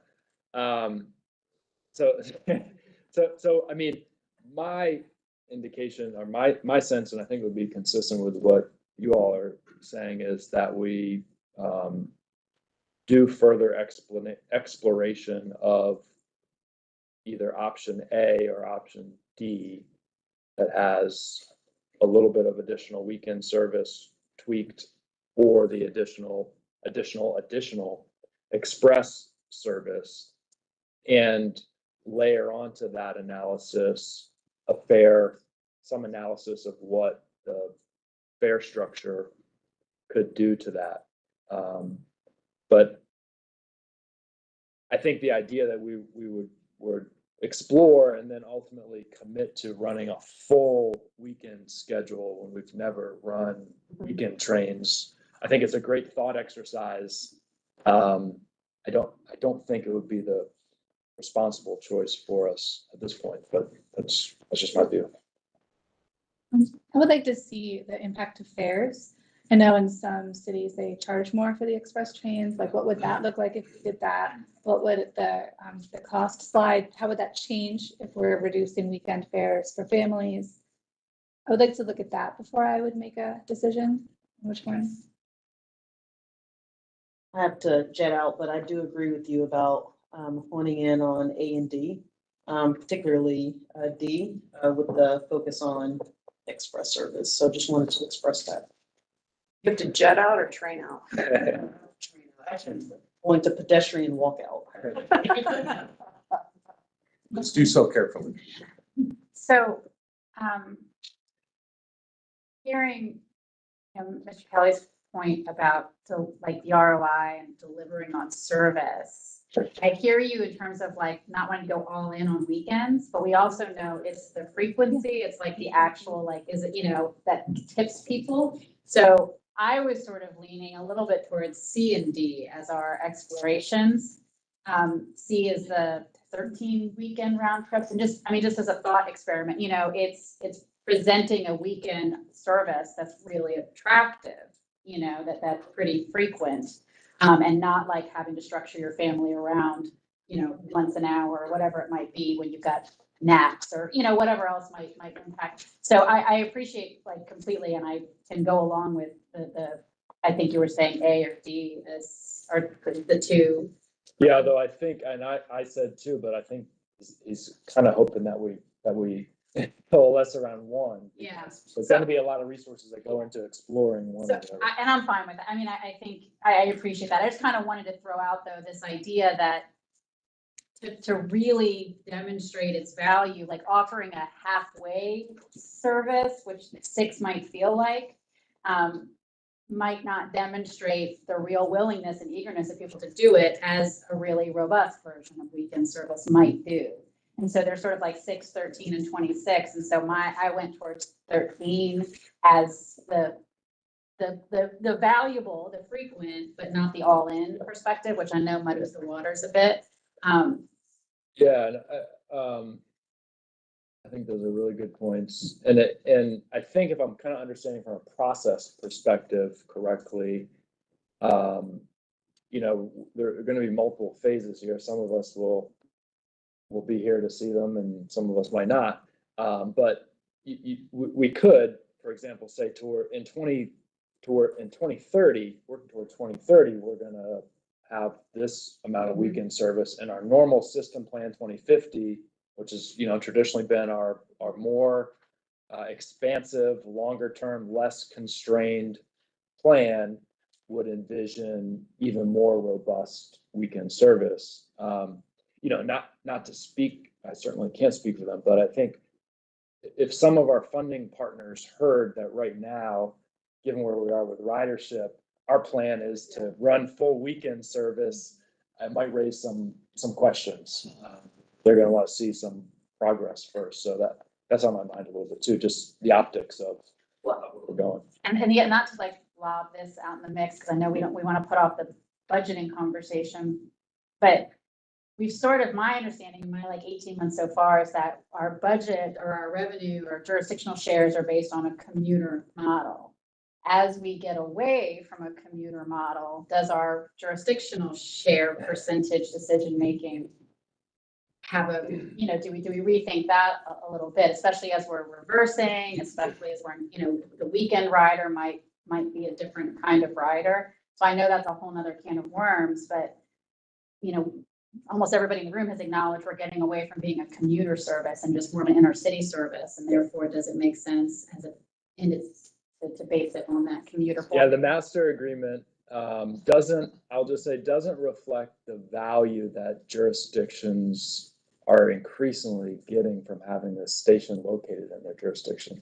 It reflects the fact that riders get on and come from a jurisdiction, but it doesn't reflect the fact that jurisdictions, Arlington and Alexandria maybe especially, have derived enormous economic benefit from having that VRE station there, and the reverse commute will highlight that. So I think you're right. That will have to be definitely part of the conversation. Yeah. I agree with the points that you made. And as you were making them, I was thinking we should walk before we run. And I think, was it A? I gathered that you were more, well, A and D, there's not a lot of difference, right? D is more express, a lot more express.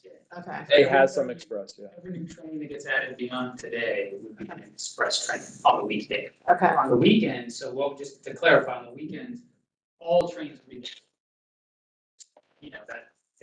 all trains would stop at all stations. Yeah.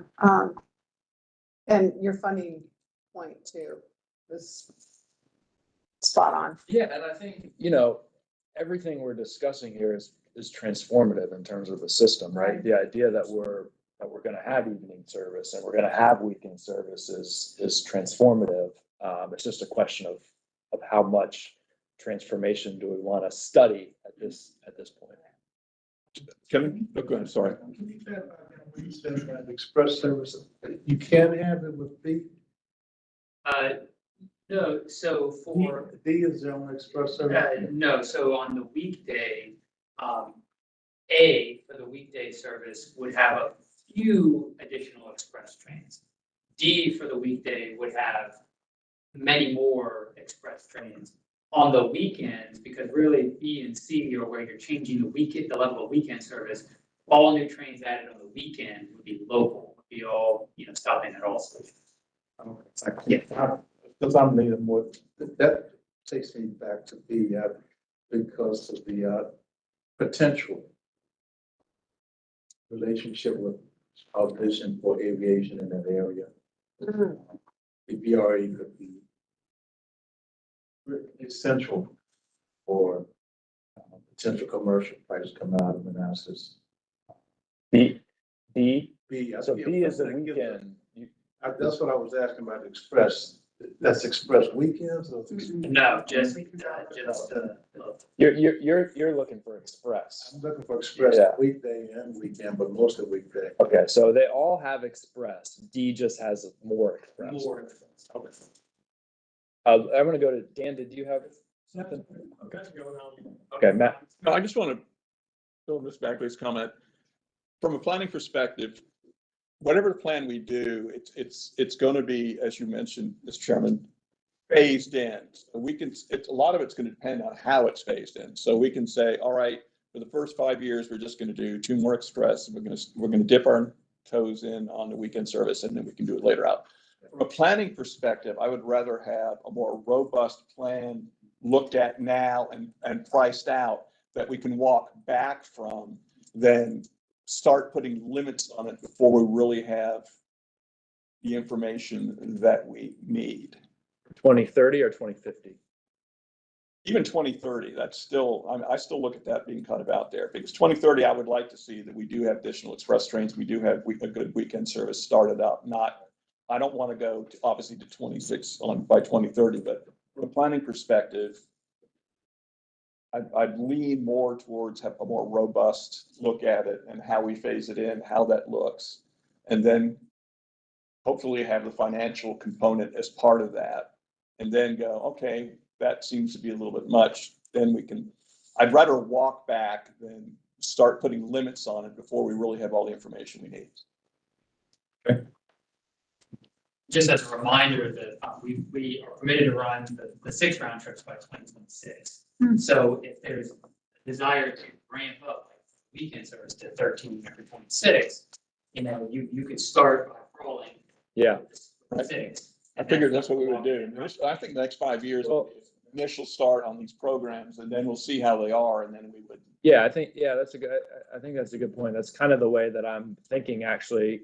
I'd like to have a couple of years of weekends under our belt to determine whether 6 is better than 3, or so maybe if what you're saying is kind of like A and C, A being essentially the TRV number of weekend routes, C being more weekend routes. So we kind of look at A possibly building up to C by 2030. So we're adding Express that we don't currently have, and we're going to remain open to the possibility of weekend service beyond the TRV levels with the adjusted schedule that we're trusting your take and modeling would be a better option than the original TRV schedule. Which is a little bit responsive to the data about the commuter systems that have bounced back stronger. It's been to some degree to the strength of their weekend service. Wasn't that part of that? That's right. Yeah. One thing I'll also point out too is we can assume in any of these that there would be some cross honor, with Amtrak stuff, but with Amtrak right on the weekends. And so you might not necessarily need in the near term to implement all the express or all the VRE weekend service in the near term, because you've already got a couple more Amtrak trains running today than we did a couple of years ago, and you'll have more by 2026. So just something to consider too that we can bake into our analysis. Okay, Dan. I'm going to go in a little bit different direction in the conversation. First off, I support the general direction of where we're going and connect weekend service and express service. My core question has to do with which part of what we've been talking about are our core fixed costs, meaning the capital assets we've already purchased, are already in pipeline, and we're not having to do additional capital assets, purchase or increase fixed costs in order to get this other level of service. And then I guess maybe most importantly is each item that we add beyond that, what's the marginal cost of doing that? And if it's basically marginal costs or just, adding a conductor, whatever, and minor maintenance, whatever, then that's one thing. But if there's other levels cost to that, I want to understand that. And so I'm not willing to sign on to any of this until I can see how the two work together to ensure that, because I think in the end, we don't know if there is a cliff, if you will, meaning that we just can't get any more money and here's where we are. But now what do we do?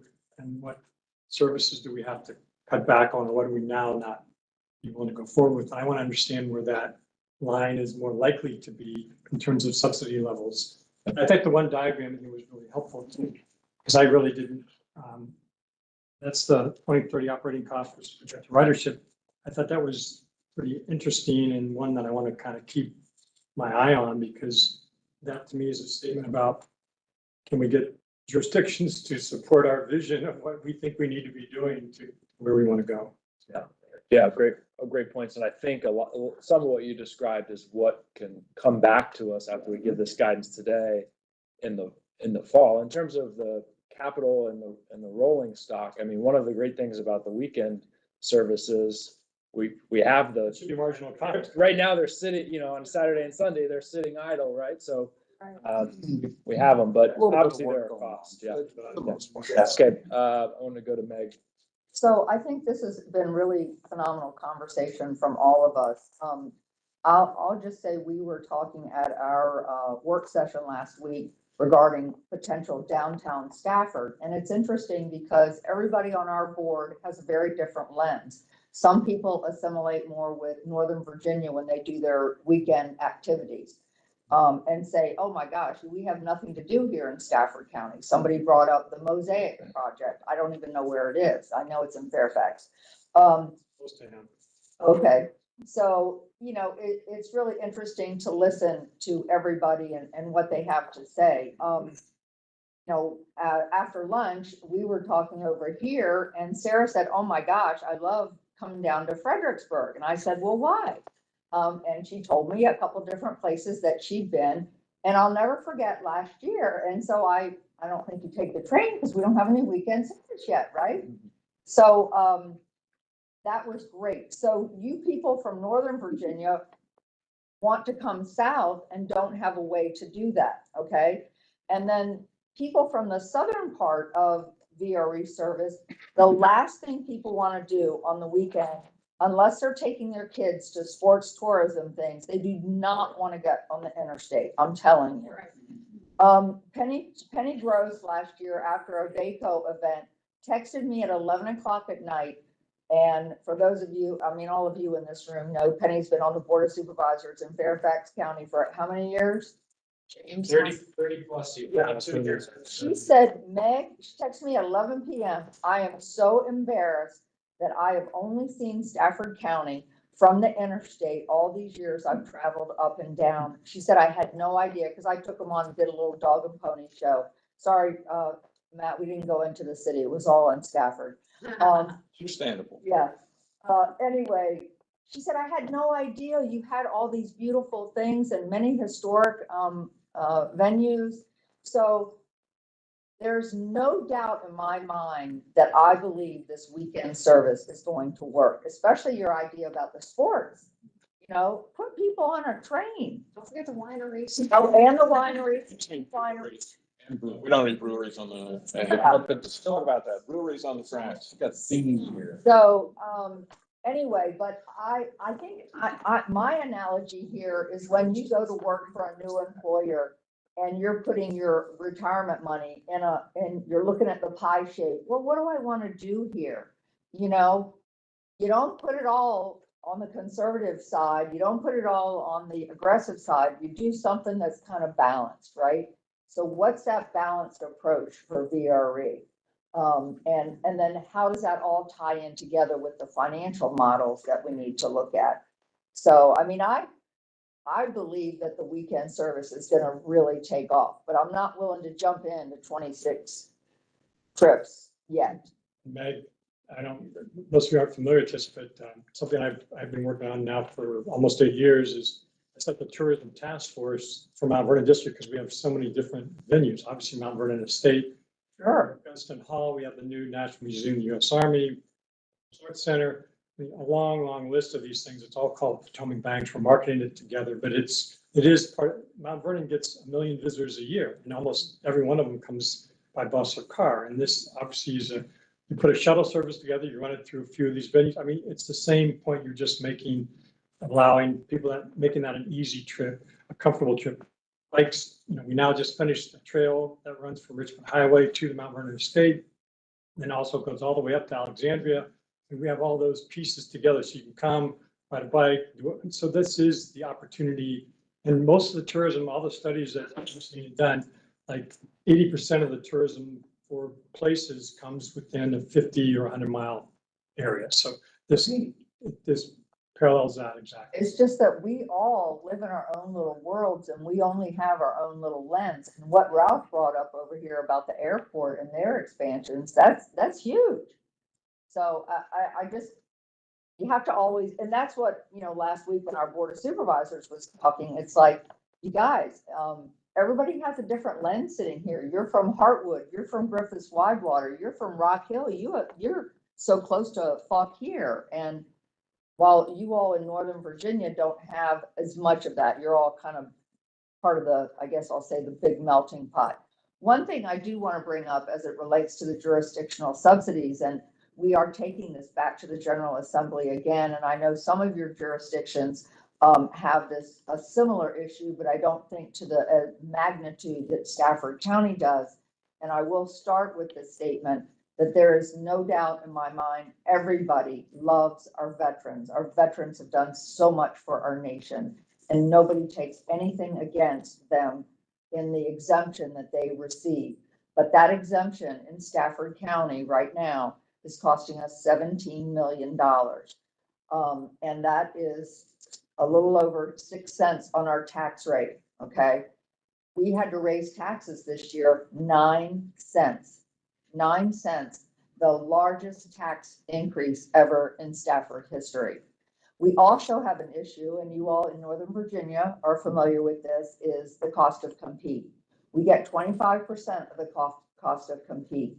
We cannot continue to build all the schools and the infrastructure that we have to with these two things compounding. As you all know, there's a JLARC study coming out in July, and we cannot continue to tax our residents 9 cents. And when you look at our infrastructure costs, looking at a 5-year pro forma, it's painful.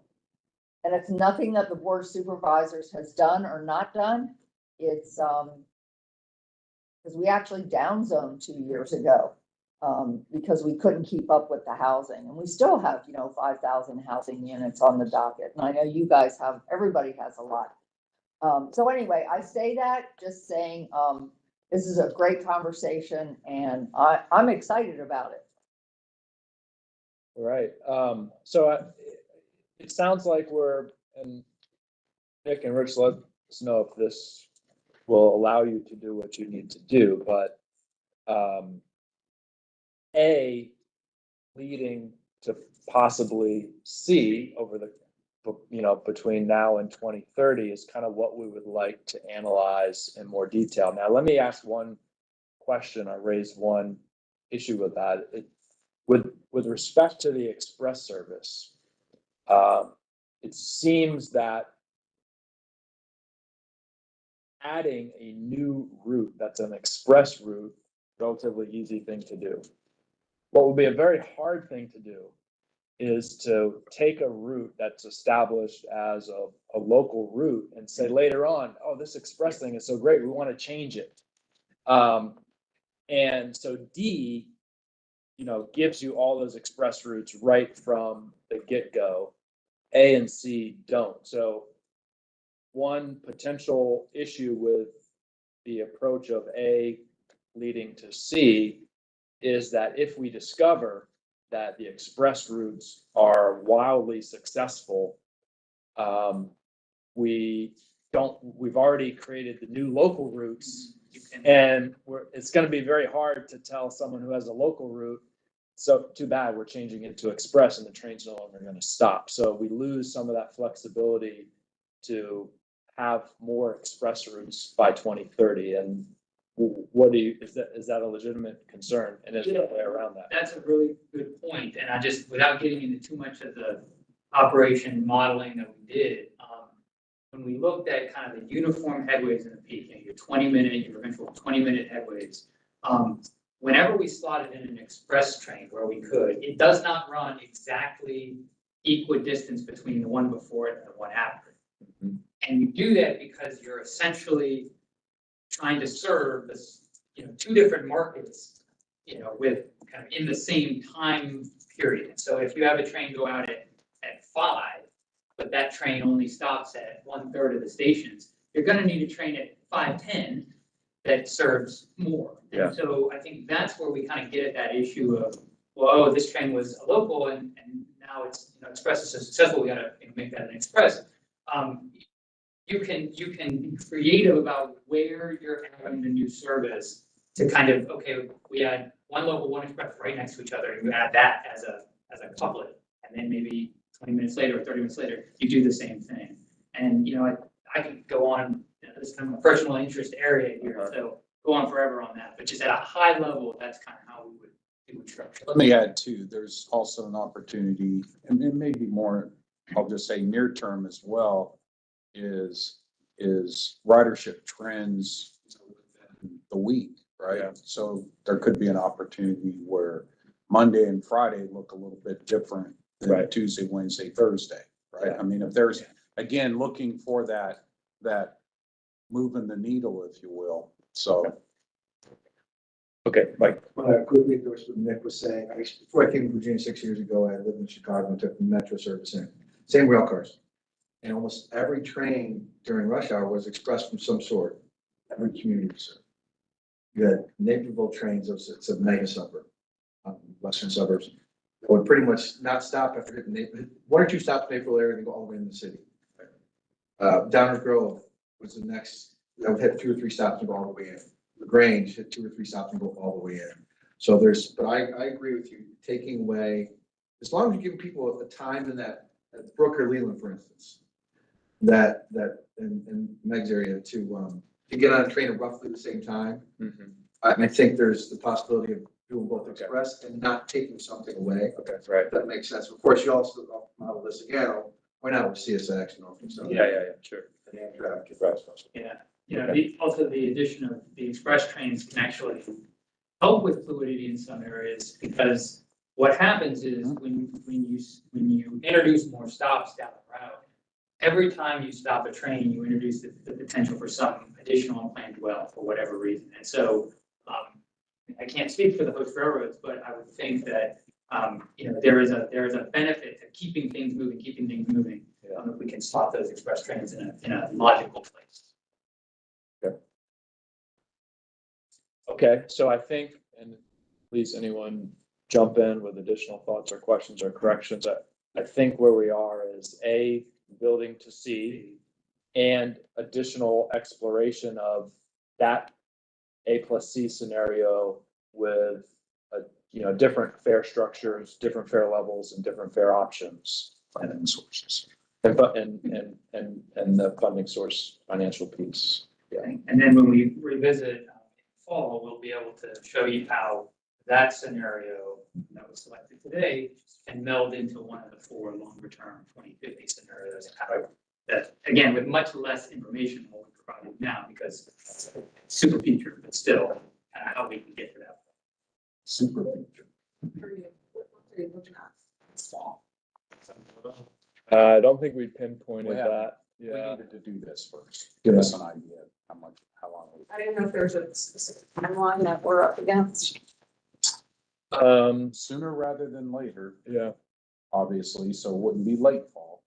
Yeah, I think I think we'll have to circle back with staff and see how long the analysis would take. If it's ready in September, I'd like to do it in September. If it's not ready, we'll look at October, November. If it's ready in August, you want to come in, we'll do it then. Just the trade can wait.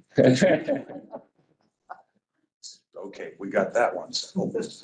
Okay, anything else that you need? You have what you need? I think Okay. we have what we need. Yeah. Okay, all right. Any final questions or thoughts?